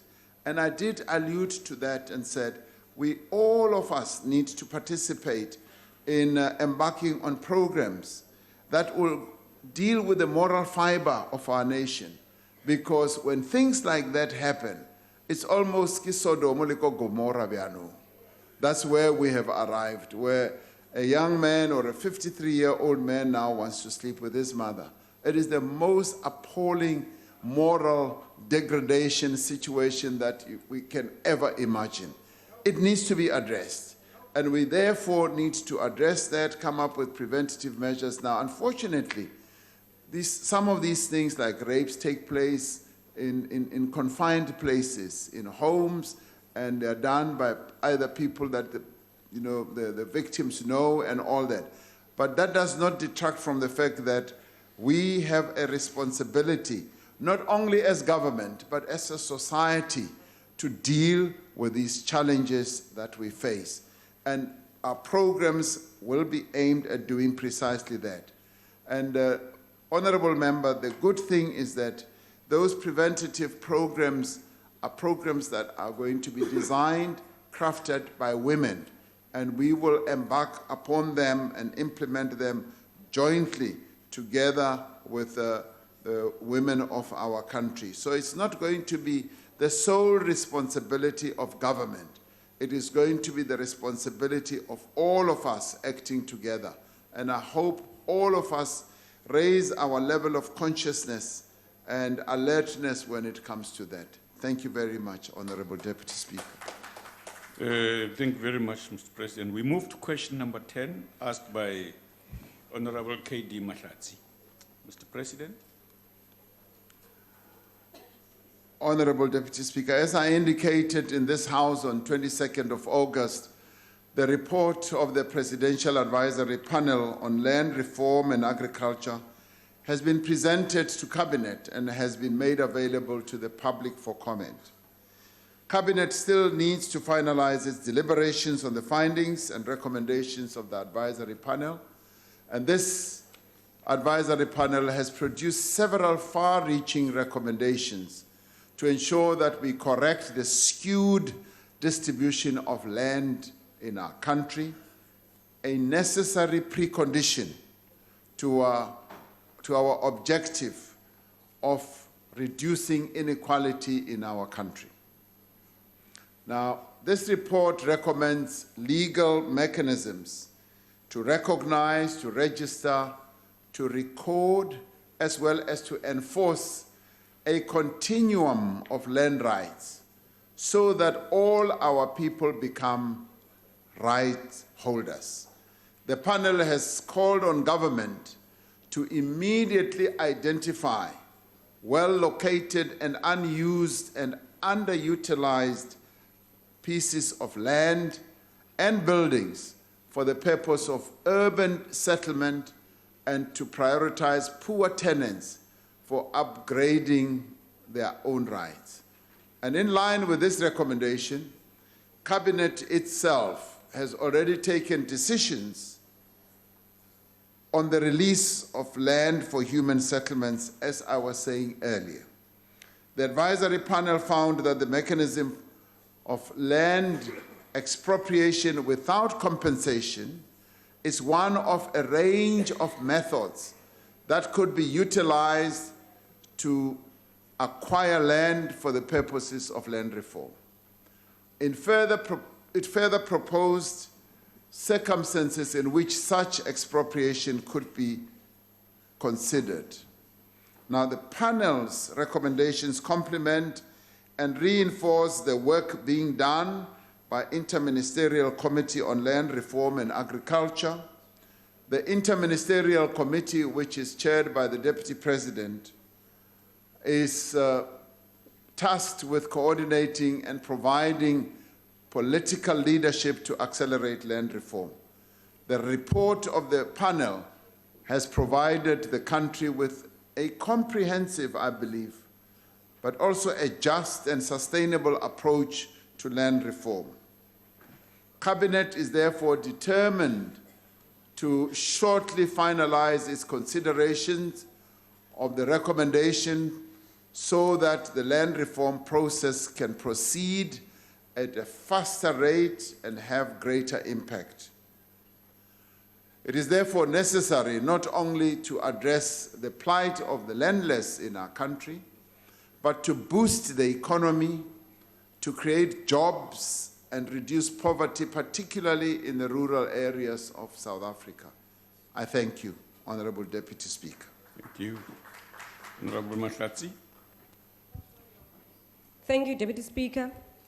Firstly, thank you very much, Honorable President, for your compendious response. Firstly, I think it is important to remind Honorable Steenhuisen that you are a former General Secretary of a trade union. Therefore, how you relate to communists and trade unionists is none of his business, quite frankly. And he will not dictate to you how you should respond to them. Now, let's now deal with issues of national interest. President, whilst acknowledging that... So now you find yourself all right to scream as you do now. Yeah. Huh? Yeah. Now you find, no. You must be in order. You must not scream so that everybody is listened to. On a point of order, Deputy Speaker. It's not justifiable. Deputy Speaker, on a point of order, firstly, in this House, one does not speak directly to a member of the House. The Honourable Member directed her statement to Honourable Steenhuisen. She's supposed to be asking the President a question. So if you're going to give, you've got to get back. So, okay. Honourable Member, let's assume you are right, which is likely. So it is correct for your members to do what you are saying they shouldn't do. Is that correct? Deputy Speaker, what I'm saying is this. If an honourable member in this House is going to direct a statement to the Leader of the Opposition, she must expect a heckle back from the Opposition. Okay. If she's willing to speak to us, she must be willing to get an answer from us. Honourable Mazon, welcome. Welcome to the club. You are going to get it back, okay? Yeah. Honourable President, please go ahead. Deputy Speaker, as I once famously said, bring it on. Honourable Member, you don't speak before you are told to speak. You must be allowed to speak. Take your seat, Honourable Member. Take your seat. Honourable President, please. No, I haven't finished my question. Go ahead, finish your President. President, can we deal with issues of national importance now? President, while acknowledging that Cabinet is still in the process of considering the report, it would be important to give an indication to the nation that the land reform agenda is deeply bound together with social and economic justice, human development, and spatial transformation objectives. Now, President, the advisory panel makes reference to the work of the IMC under the leadership of the Deputy President. Therefore, my question is, what has been the impact of the IMC on the report and recommendations of the advisory panel on the land reform? Thank you, Deputy Speaker. Honorable President. Honorable Deputy Speaker, the issue of the panel, as you alluded to, Honorable Member, is before Cabinet. The Cabinet is seized with the matter and will soon be giving effect to its own consideration on that. But it has also, as you will remember, put it out to the public for the public to be able to comment. Now, the IMC itself is dealing with matters that include, but not only limited to the work of the advisory panel. The IMC has been given a more overarching type of mandate to look at land reform processes. And what they've done is actually quite admirable, because they have identified portions and pieces of land throughout the country for release to our people, both in the rural areas as well as in the urban areas. And they are ensuring that we release 14,000 hectares of land in this phase, and they're identifying further pieces of land. And they have engaged me in various processes where land has been given back to our people from a restitution point of view. And the redistributive part of giving land back to our people is also part of their mandate.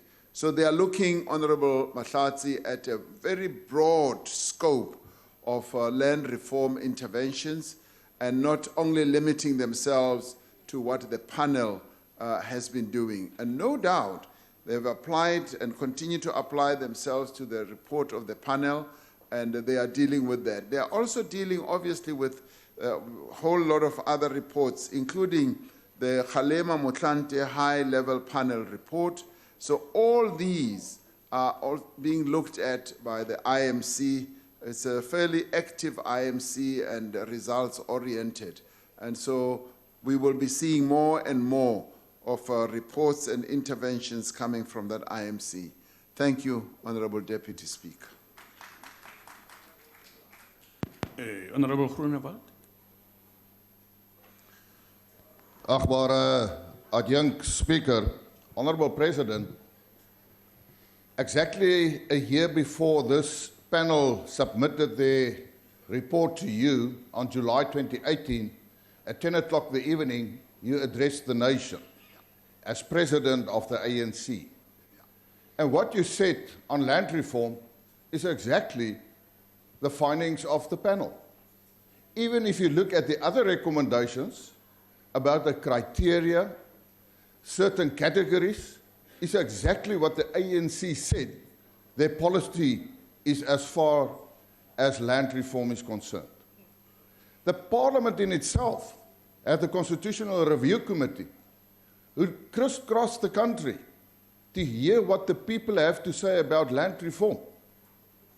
And now my question, Honourable President, why wasted the money on yet another panel actually confirming the findings of the Constitutional Review Committee on the one side and the policy of the ANC on the other side? We say that we are in an economic crisis. Honorable Member, your time has expired by 14 seconds. 14 seconds, thank you. Yeah, So no, my it's over. It's over your time by 14 seconds. I allowed you to complete your question. You have not. Okay. My question then, are you going to accept the minority report recommendations as well? Honorable members, I did want to speak on the allocated time yourself. whatever your philosophical, ideological position, it can fit within those 2 or 3 minutes that you have. Just make your choices better. I won't do this anymore because it is abuse, quite frankly, of other time. President? Honorable Deputy Speaker, my answer is a very simple and straightforward one. The minority report by two panel members, Mr. Serfontein and Mr. Dan Creek, obviously will be considered as well. So both reports are before Cabinet and they are going to be considered. Thank you very much. Thank you. Honorable Kabekulu? Thank you, Deputy Speaker. Mr. President, not long ago we had Deputy President confirming, standing in the podium, that land will be expropriated without compensation. And if one may further go to say, land is a very sensitive issue, which raises emotions from people's, that is business, civil, and general public. It is a known fact that South Africa is part of a global stage, and that has its own consequences, Mr. President. For the smooth implementation of the Presidential Advisory Panel, how is government going to do it to avoid the situation where investors might pull out their investments, and that might lead to the situation where Zimbabwe had gone through? That's my question, President. Mr. President. Thank you, Honorable Deputy Speaker. Clearly, we are in implementing the recommendations that have been put forward, which Cabinet will discuss, are going to be very mindful of precisely the issues that Honorable Member has alluded to. Obviously, we've got to have a very balanced approach. Expropriation of land without compensation is but one of the instruments that is going to be used to effect land reform in our country. That is what the panel has also said. And in doing so, we will need to look at a plethora of methods and processes. And that is why I also say the minority report that was put forward by the other panel members comes into play, because they have taken a different view, and the others the majority took a different view. So we will be looking at all what has been proposed and see how best we do it. Obviously, we will need to take into account the context, the current conditions, and the panel actually said we need to have a set of criteria as well as we implement the recommendations that they've put forward. So I think we are going to have quite a lot of scope and ability to move forward on this. But the main thing is that in the end, we must make sure that the land is returned to the people of our country. That we are going to make sure, and we will utilize a variety of measures. From 1994 up till now, we've utilized certain measures, but many of those have worked and some have not worked, and we now need to embolden our efforts and make sure that we include other measures that will take us further so that the land is returned to our people. And as I've said before, we are not going to do it in a reckless manner. We are going to make sure that land reform is done responsibly, and in all this, we'll also be guided by the resolution that was adopted by the governing party at its conference, because it said that, yes, we should opt for expropriation of land without compensation, taking into account the issue of the impact of the economy, productivity of land, and food security. Those are issues that need to be taken into account, and as we move forward with this, we obviously need to use those as filters, to use those as issues that we need to pay attention to. as we return the land to our people. And that we are going to do, and we will not turn away from returning the land to our people. Thank you very much. Thank you. Honorable Tring.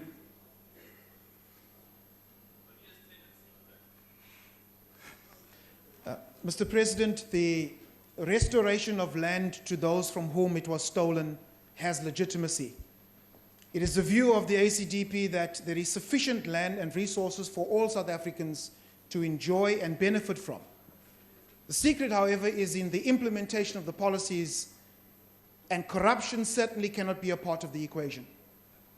The ACDP MMC for Human Settlements in the city of Johannesburg has been instrumental in restoring dignity to our residents by issuing thousands of title deeds to first-time homeowners.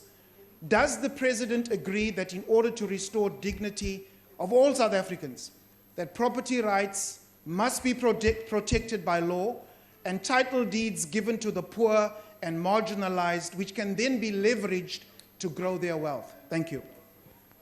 Mr. President. Thank you, Honorable Deputy Speaker. Yes, I agree that giving land to our people, ensuring that we protect their rights and we give them tenure and give them title deeds is precisely what we should do. There's been asset poverty in our country for generations and hundreds of years. When land was taken from our forebears, what was done through that act, and including the legislative part, the Land Act of 1913 and so forth, which was preceded by wars of dispossession when our people were moved from areas where they lived, was actually asset stripping. They were stripped of the assets that they had, and many of our people had two types or three types of assets. They had their land, they had their livestock, and they also had their own inherent knowledge and experience. And when they were moved, they were stripped of all those, and they remained assetless for hundreds of years. And to that end, many of our people, our forebears, were never even able to leave and bequeath anything to their children as inheritances, because what they could have left as bequests to their children was taken away. And that is when poverty set in. That is when inequality set in real effect. So this is what we're seeking to change. We're seeking to change the architecture of asset-based wealth in our country.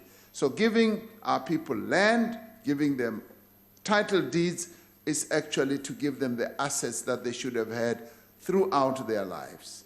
And so we support title deeds granting to our people. We support that they should have tenure, and the Constitution is very clear on this. It talks about tenure and land rights for all and not for some. We live in a country where land rights and tenure were for some only, for a minority of minorities. And this must now end. We must give land to our people. That is something we are not going to turn away from. Thank you very much. Thank you. We now move to question 11, asked by the Honorable S.N. August. Mr. President. Thank you, Honorable Deputy Speaker. Since the start of the 6th Democratic Administration in May of 2019, I have attended 6 international summits covering both political and economic issues. And these are the G20 in Japan, the African Union Extraordinary Summit in Niger, as it's pronounced, Niger, the SADC Summit in Tanzania, the Tokyo International Conference on Africa's Development in Japan, Russia-Africa Summit in Sochi in Russia. Now, these gatherings provided an opportunity for South Africa to advance its own foreign policy and promote its economic interests. At the G20 summit in June, for example, leaders reaffirmed their support for the necessary reform of the World Trade Organization to improve its functioning. They agreed that action is necessary regarding the functioning of the dispute settling mechanism or system consistent with the rules as negotiated by WTO members. On the margins of the G20 summit, we participated in a Japan-South Africa business roundtable with business people from South Africa as well as from Japan. Among other things, this roundtable generated leads for possible investment projects in sectors such as mineral processing, automotives, battery production, but it also provided opportunities for our farmers who export fruit and vegetable to Japan to be able to interact with their counterparts and indeed with government officials there. And I've spoken about this before in this very house, how our fruit farmers, for instance, rather grape farmers, have been wanting to export grapes into Japan, the seedless grapes, and they are being prevented by their processes in Japan. And we were able to get them to interact and to raise the matter with the Prime Minister of Japan. Now, through this engagement, we were able to strengthen relations also with Japanese business community. This is important as Japan is South Africa's 5th largest trading partner and one of the largest sources of foreign direct investment into South Africa. We've got hundreds of Japanese companies invested here. And they use South Africa also as a gateway into the rest of the continent. Now, the African Union Summit in Niger in July of this year launched the operational phase of the Africa Continental Free Trade Area and directed that the outstanding work on tariff schedules on issues such as rules of origin and commitments on trade in services be submitted to their next session in February 2020 for adoption. Now, the decisions of the summit are significant for the South African economy, since the African Continental Free Trade Area promises great opportunities for trade and other countries on the continent, broadening our manufacturing base as well as boosting employment in our own country. Now, the SADC summit, which happened in Dar es Salaam in Tanzania, gave impetus to the implementation of the SADC industrialization strategy and roadmap, adopted the regional mining vision and action plan. Together, these programs aim to increase cooperation amongst countries in Southern Africa on building regional value chains to expand and enable the countries to expand their manufacturing base as well as diversify their exports. The Tokyo International Conference on Africa's Development, TICAD as it's called, which was held in Japan in August, resulted in a commitment from Japan to contribute to economic transformation in Africa and improve the business environment through innovation as well as private sector engagement. Now, the government of Japan undertook to bolster diversification and industrialization, support Japanese investment in Africa, and offer support for the development of regional agricultural capability. The first Russia-Africa summit, which was held in Sochi last week, focused on forging economic ties between Russia and African countries, developing joint projects and collaborating in the humanitarian and social sectors. In addition, the discussion between government leaders, there were also productive engagements between Russian and South African businesses, and we have a number of businesses that are invested in Russia, which you might know about. Now, all these processes have helped to increase cooperation in areas such as mining, information and communications technology, and extraction. While these international summits do not directly create jobs, they can create and contribute to an improved environment for investment, as well as contribute to increasing cooperation between countries. They do provide a platform that enables us as the South African government and business to promote investment opportunities in the country, to explore new markets and to forge strategic partnerships. It was at this conference that we were able to invite a number of Russian businesses to come and attend our investment conference next week, and some of them will be coming. They also provide the opportunity to advance South Africa's position on a range of issues, like the reform of the multilateral institutions to international support for Africa's development. Now, the agreements that were reached and partnerships that were forged at these summits make an important contribution for economic growth, development, and job creation. And this is where, as we travel and get our companies to move with us in these visits, we inform them that they should participate meaningfully, because they can move from contact with other companies to contract. And in fact, we have found that a number of them are able to sign up a number of contracts with their counterparts, and these are usually mutually beneficial. Thank you very much. Honorable August. Thank you, Deputy Speaker. Mr. President, thank you for a good response, and one can see the good work that's being done at the summits.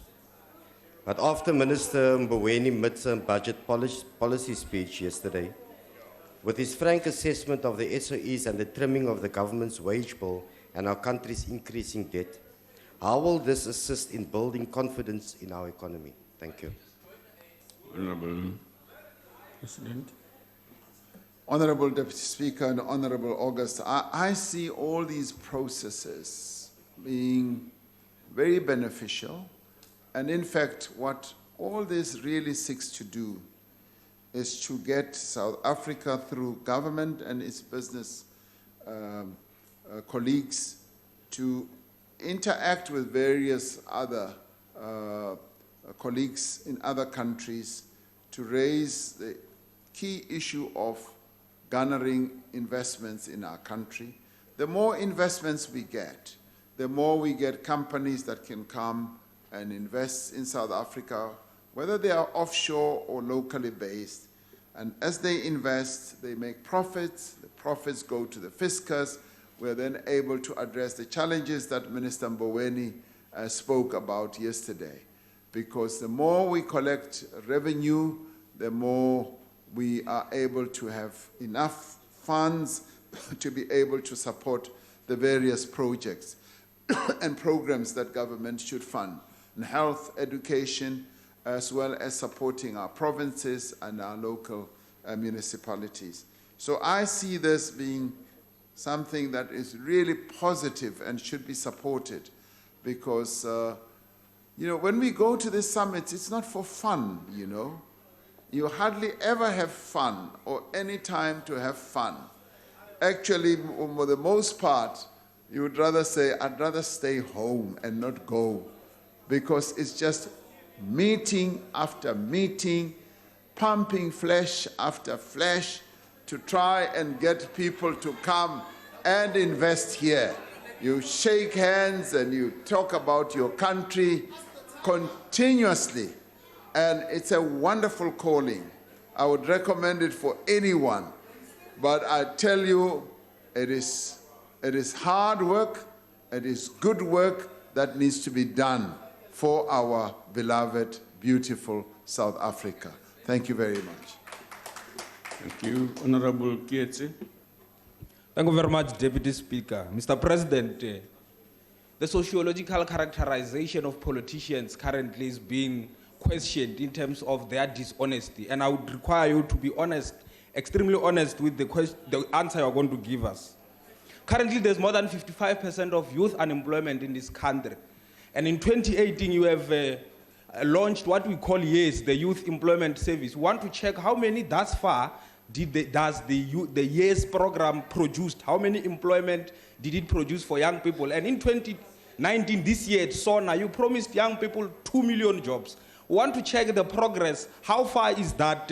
How many employment opportunities have been created? Because we do not want to get in a situation where you promise people another millions of jobs without understanding what went wrong with the previous ones that we had promised. Thank you very much. On a point of order, Chair.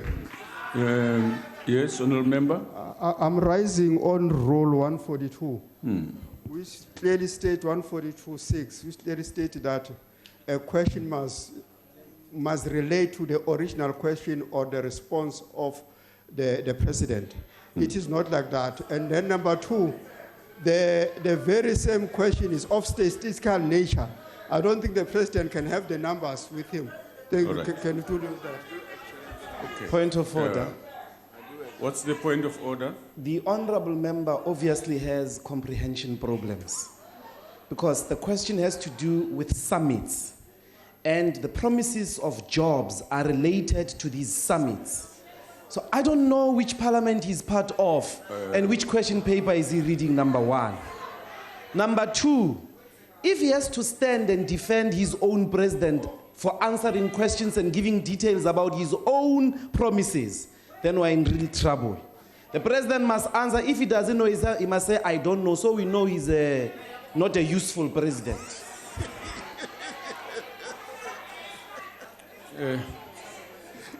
You see, Honourable Ndlozi, I don't know how you now put the president into this.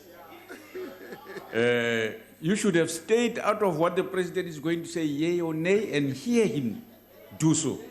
Honourable Member, I'd like the president to respond to that. Thank you very much. Yeah. Order, order, order. Hey, Honourable, Eman, where's Angle?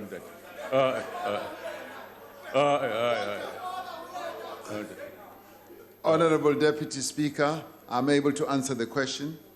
The youth employment, well, let me start off by saying everybody agrees that youth unemployment is a major challenge. And it is to this end that we've set up an office in our office in the presidency to address the issue of youth unemployment. You referred to the Youth Employment Service. When the Youth Employment Service started, and I'll be honest with you, we thought that we would have galloped much further than where we are. We thought by the first year we would have had tens and tens of thousands of young people employed and given job opportunities. That has not quite honestly turned out as we thought, because there have been difficulties in getting the private sector to buy into this project. A lot more work is now being done, and it's now being mobilized much more effectively, and the take-up is increasing. And we should have known that it will take time. It will take time, because what it really means is that companies, including the public sector companies, are being encouraged to open up employment spaces in their own companies where they currently employ a number of people, and to create spaces for young people to be employed, to be brought into the world of work. And quite a number of them says we've already reached our limit, and it is through the encouragement that we put across to them and say, please take more and more young people. The last time I got a report, the report was telling me that it's almost getting to 50,000 young people who have now been brought into the program.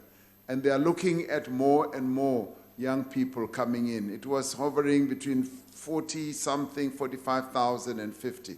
And it's gathering momentum as we're moving on.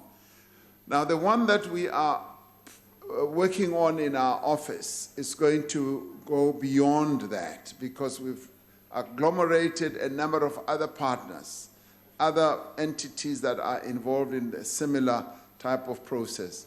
Now, we will be able to give numbers without any doubt, but the good thing about this program, the YES program particularly, is that it brings in young people for a year into the world of work, but we have found that almost between 70 and 80% of those young people do finally get permanent jobs in the various companies that employ them.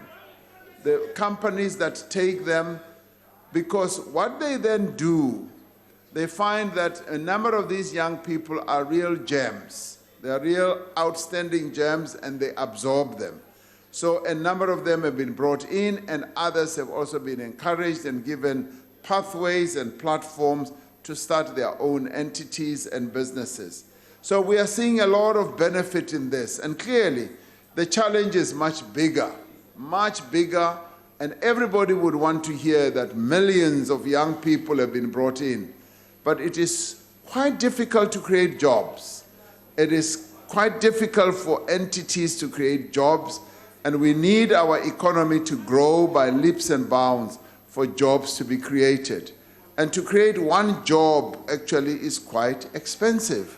And so we are nudging forward, we are encouraging, and we are also doing it through the tax incentive, the youth employment tax incentive process. And we're finding that companies are responding to that as well. So I hope that answers you, and that is the honesty that I'm able to give you. Thank you very much. Thank you. Honorable Mbele.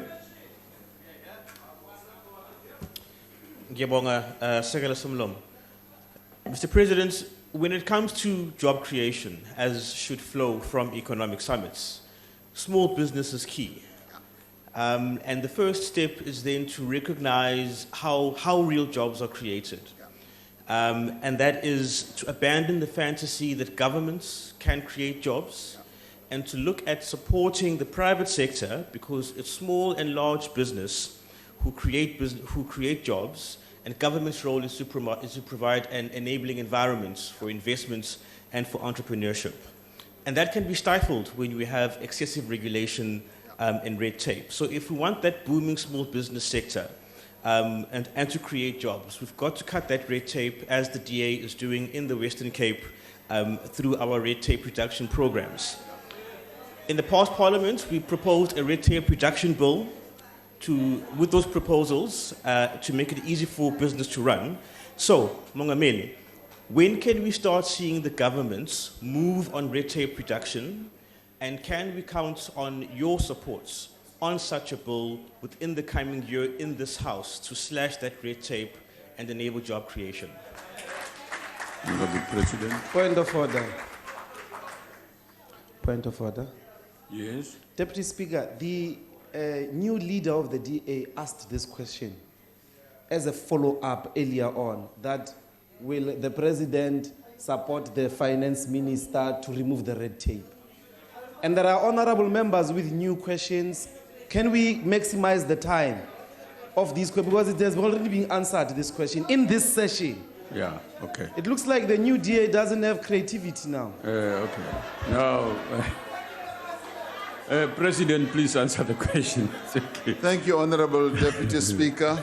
The answer to that is yes. We want and continue to want to remove red tape. And this was raised very prominently with us by the business sector.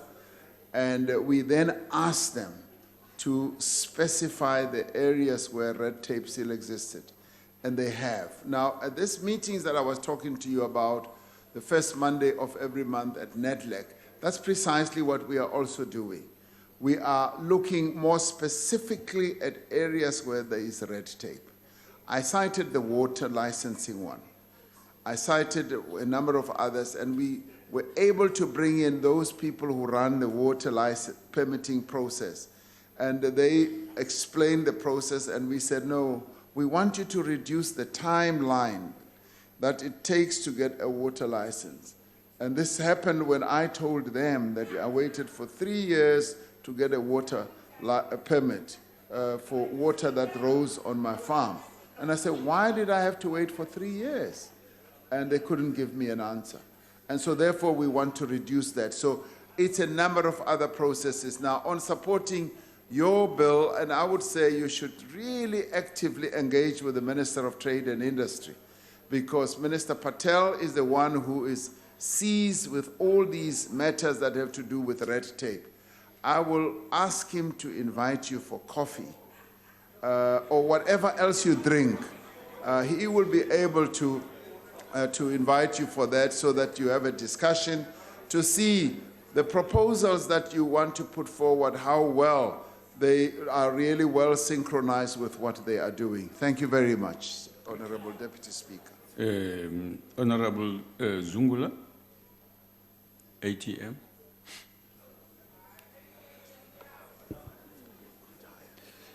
Thank you, Deputy Speaker.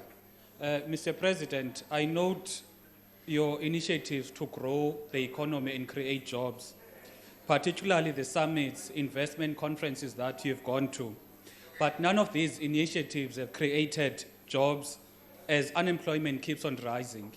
Also, there is the looming fourth industrial revolution, whereby job losses, particularly for the entry-level jobs, where they might be lost. Earlier, you spoke about the issue with our economy is in the way in which it is structured. So the question is, what fundamental transformation to the economy are you going to embark on in order to improve the material conditions of the people? In other words, can you please define what you mean by the restructuring of the economy? Thank you. President. Honorable Deputy Speaker, let me start off by saying that it simply is not true. Repeat, it simply is not true that some of the outcomes of the summits that we hold do not result in jobs being created. It isn't true. And I think we need to deal with that. And maybe it is possible that people hardly ever notice what is done in this country and how it is done. Maybe the news that goes around they never see. Everybody agrees that unemployment is high and we've got to reduce it. When I started my input, I said, one of the things that's happening here is that as we create jobs, we're finding that the net effect of it is being diluted by the more and more young people who get into the job market. It does not mean that jobs are not being created. Jobs are being created, and I give you maybe 1 or 2 examples. Last year, we held the Investment Summit. 300 billion rand was committed for investment. And I give you one simple example.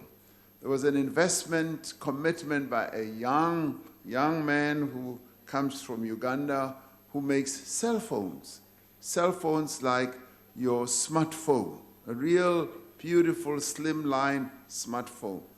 And he said, when I met him at the investment conference, I said, I want you to come and invest in South Africa. And he said, Mr. President, we will come and build a factory in South Africa. And indeed, they've come, they've built a factory, they've invested hundreds of millions of rands. And a week or so ago, I went to open the factory. They've employed 200 young people. 70% of them or so are women. 94% of them are newly trained young people. And that is the job value that you get out of the summit. And a number of other companies, Toyota have expanded their own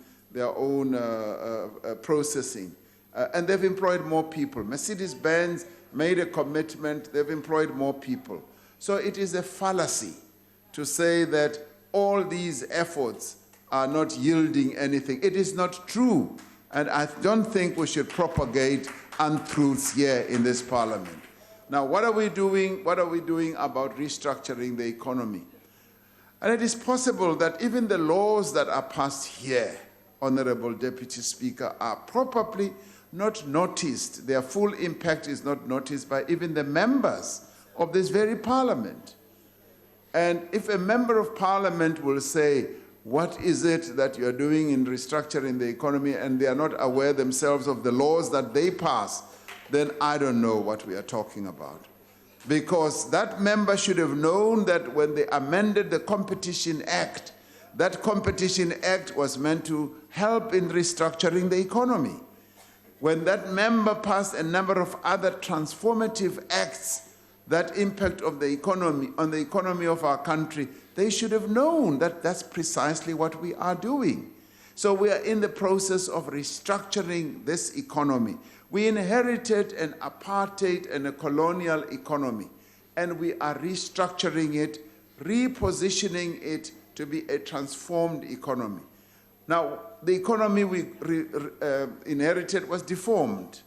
It locked out majority of black people out of the economy. Now, you cannot tell me that since 1994 we have not been making efforts to transform this economy.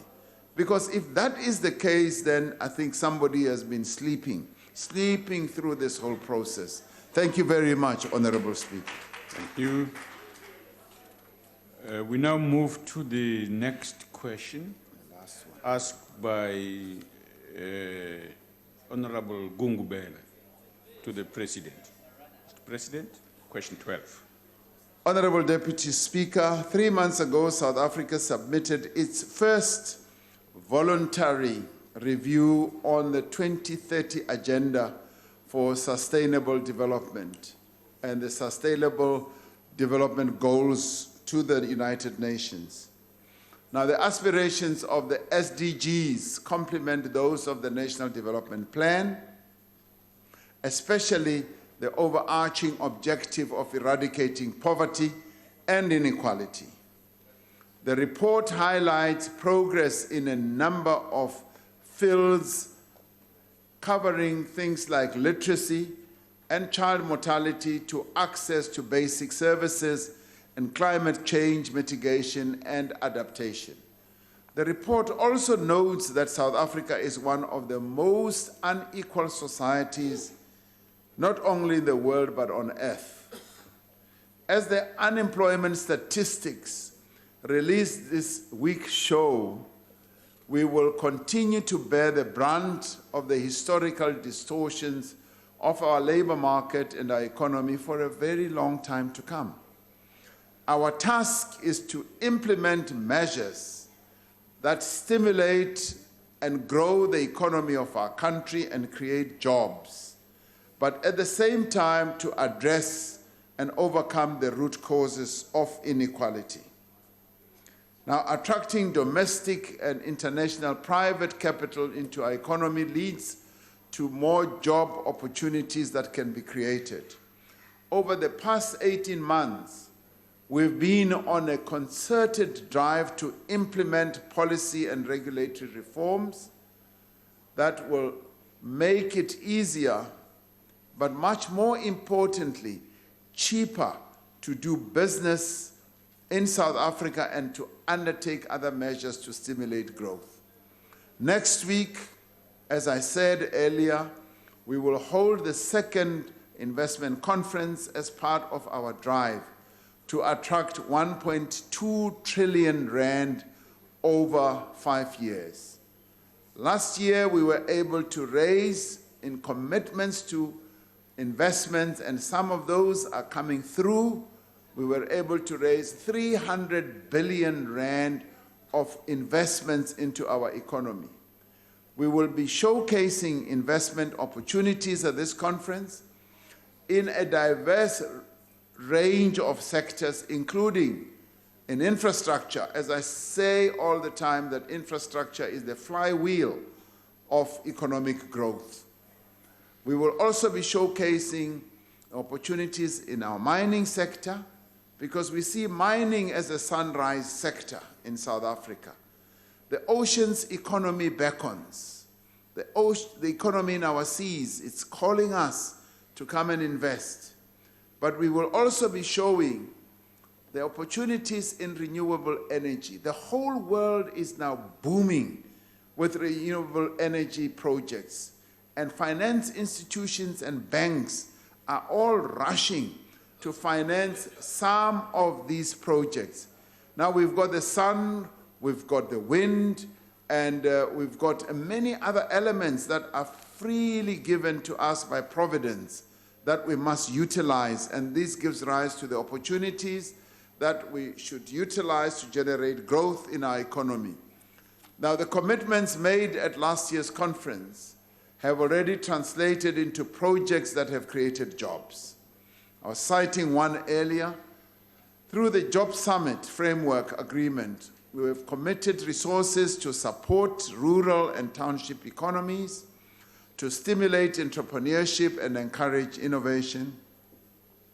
Funding has been set aside for the establishment of a township and rural entrepreneurship fund that will enable small business to get easier access to markets, financing, business support, and other services. Now, this is part of Minister Nchabeni's plans to make sure that the small business sector becomes revitalized.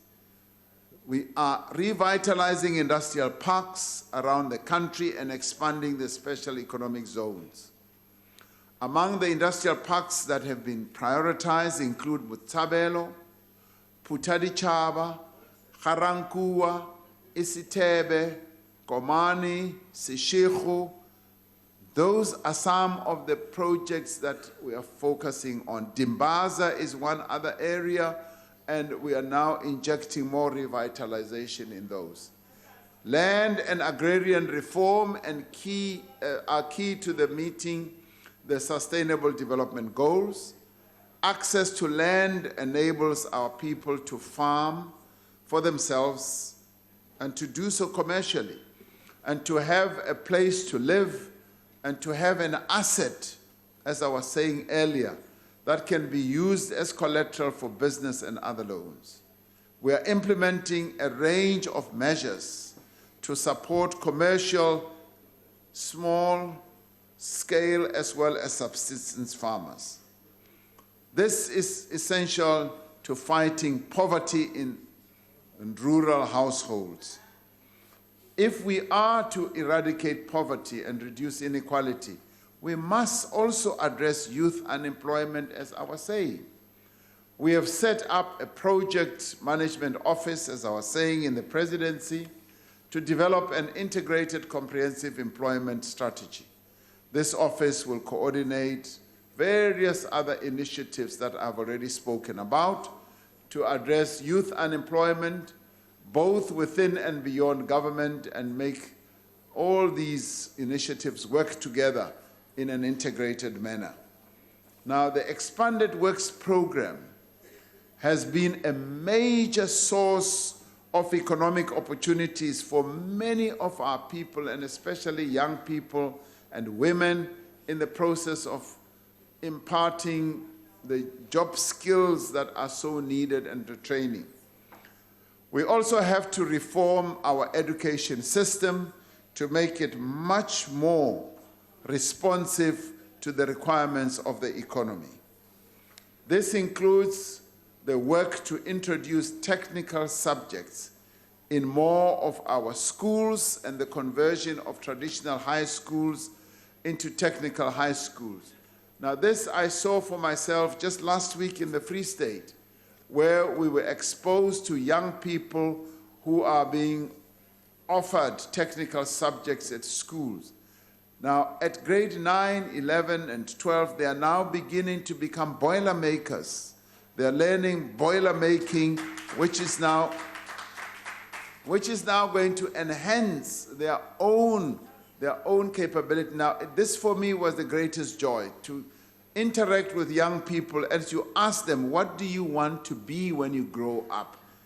And to hear them say, or not say, to hear them not say, I want to do HR, I want to do just a BA. They are now saying, I want to become a boiler maker, I want to become a welder, I want to become aerospace, whatever, I want to become an engineer, I want to become a pilot.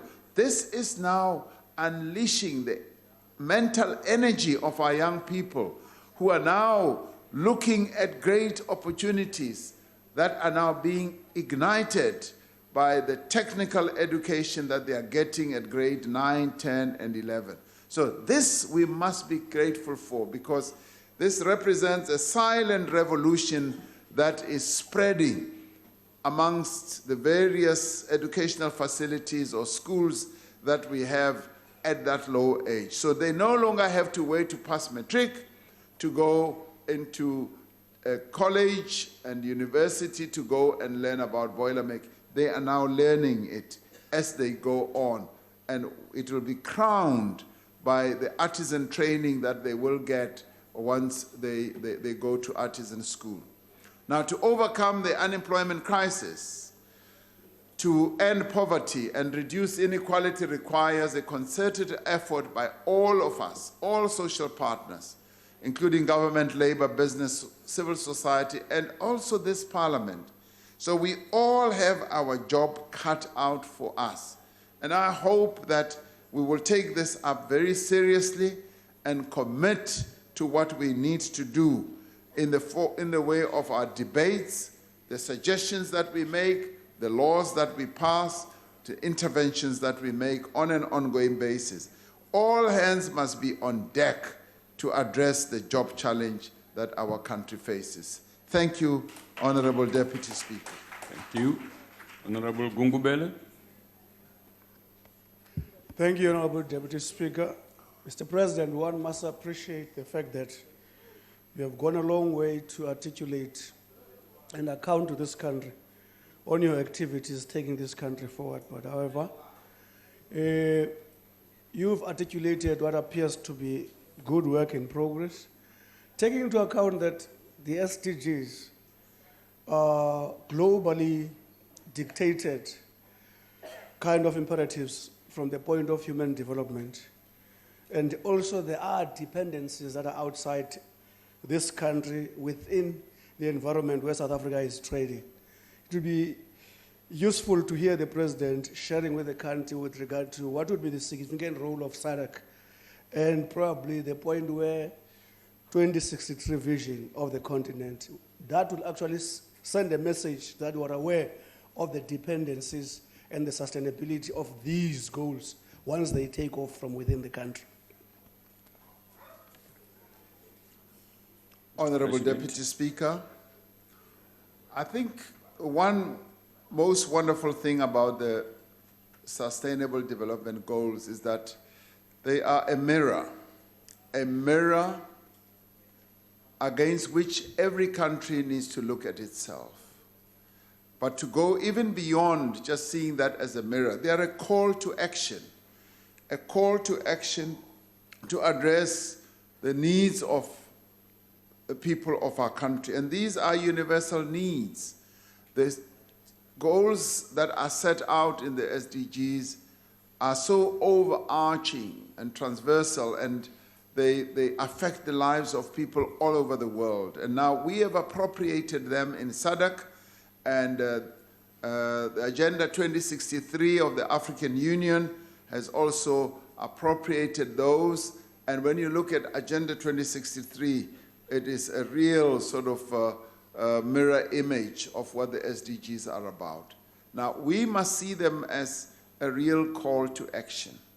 And for us, they're a guide, but more than that, they are also an evaluation mechanism to evaluate ourselves in terms of what we are doing to address the needs of of ordinary people. Now, this is what we have to do, and it is good that they have been put out. It is almost like the Universal Declaration of Human Rights, which even liberation movements looked at and fed from to inform how the struggle should be prosecuted. For us, the Freedom Charter was that mirror and that call to arms and to action that we also utilized. So Along the way, we've been very fortunate to have all these instruments. Now, in our case, it's also the NDP, the National Development Plan, that is a call to action in terms of what we need to do. But the SDGs, which we voluntarily decided as a country that we are going to report on, and reporting on them also showed up where we may be weak, where we may have shortcomings, but we had the strength of courage to say we must report, because it is the country reporting to the world, but more importantly, reporting to its own citizens about the progress or lack thereof that we are making. And in a number of areas, we are making tremendous progress. But it is when we see ourselves against the backdrop of what other countries are doing that we are then able to quicken our step as we see how other countries are implementing the SDGs, so that we are not left behind, because those SDGs are meant to leave no one behind, and this is what we have committed ourselves to ensure that our people as a whole do indeed have an improved life as we implement these SDGs. Thank you very much, Deputy Speaker. Thank you very much. Honorable Steenhuisen. Thank you, Mr. President. And I'm very glad you mentioned land and agrarian reform as one of the measures to meet these challenges. Because we believe that South Africans must own land in their own right, and that includes agricultural land. But while you are busy with the populist red herring of a constitutional amendment, there's plenty that your government could be doing immediately without recklessly attacking property rights. And you could start by reversing the land reform program you introduced in 2011 called PLUS. Under the previous program called LRAD, lease agreements with the state had an automatic built-in offer to purchase after 5 years. But since 2011, this has been removed. And that's why a black emerging farmer like David Rachatse had to take you to court with the help of the DA to compel you to sell his own land to him. So, Mr. President, here's a suggestion for you today. If you're serious about land reform and about freeing black farmers from the permanent serfdom that they're under, isn't it time that you put a tiger in your tank and committed to reversing this unjust policy and give them a chance to own and buy the state-owned land? Mr. President. Honorable Steenhuisen, I'll be very, very clear and direct with you and fair and say, yes, a variety of interventions we should make on land reform should include precisely the point you're making. Thank you very much. Thank you. Honorable Boshoff. Honorable Deputy Speaker en president, eerbare president, agbare president, ek glo dis agbaar en eerbaar.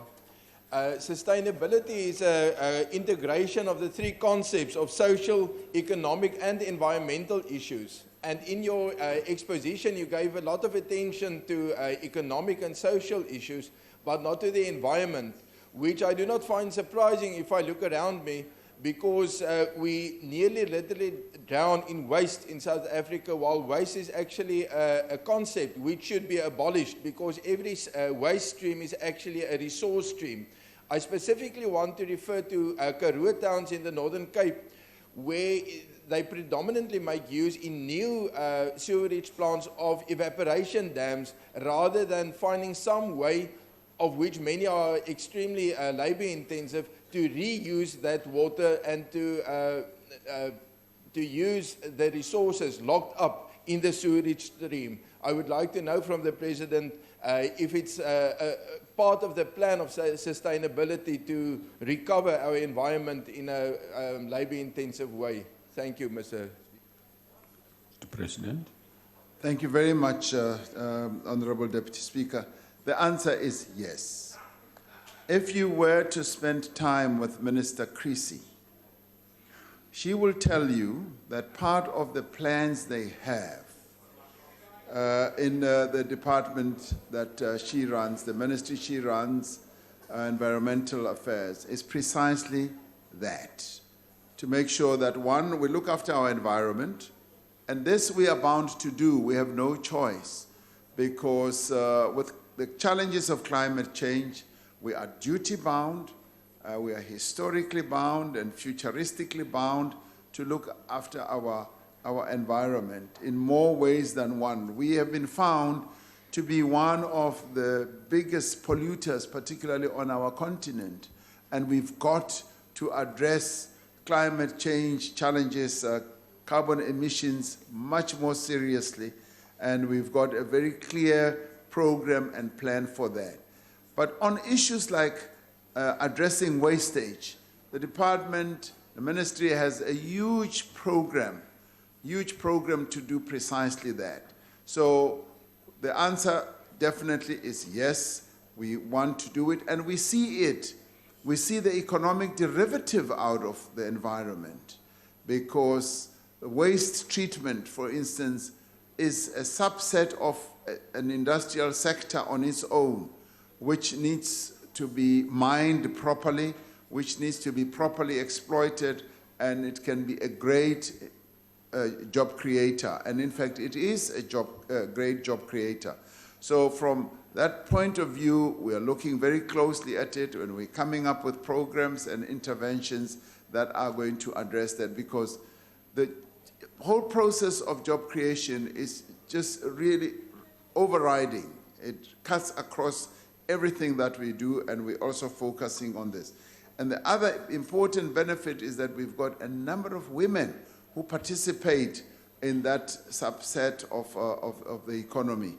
So the answer is yes, we see environment as a huge job creation process that we need to embark upon. So have time to have tea with Minister Creasy. Thank you very much. Thank you, Honorable President. Honorable Ngwezi. Thank you very much, Honorable Deputy Speaker. Mr. President, the goals as listed require a long-term strategic commitment from government to grow the economy and provide sustainable jobs for people. Your Minister of Finance was quoted yesterday saying that the country spends more than we can earn, which alludes to the point about the country being unable to directly finance the realization of these goals, but rather requires a flourishing economy to realize such goals.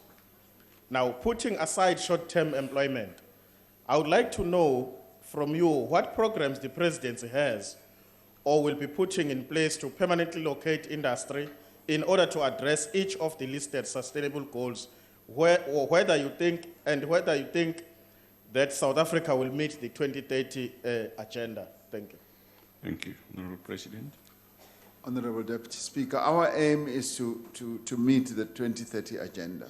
From our own purposes with the NDP, on a number of areas we are behind, we accept that. Job creation, we are behind. And on an overall basis, we do want to meet those goals. And we've got to keep trying, and we are going to make every effort to meet those goals. And of course, we are making a lot of efforts, much as the Minister of Finance did say, that we are spending much more than we can afford, or much more income than we have. We want to redress that. We want to turn that around as well. And he laid out clear interventions that we need to embark upon, interventions that can lead us there without, at the moment, getting us into heavy austerity measures.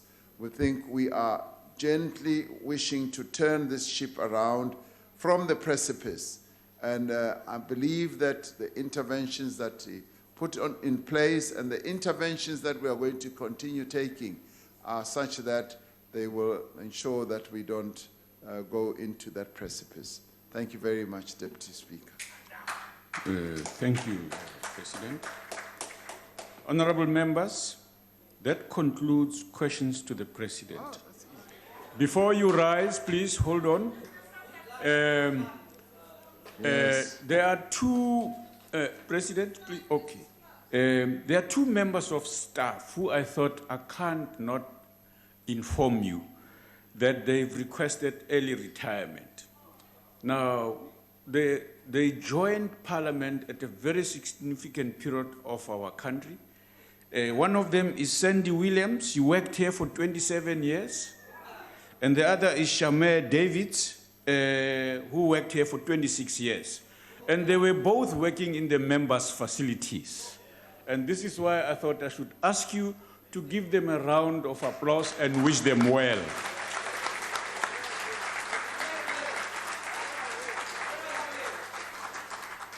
Unfortunately, I didn't ask them to come over here. They had a party with staff where they were, and this is what they had fun for. We'll communicate on your behalf, members. Thank you very much.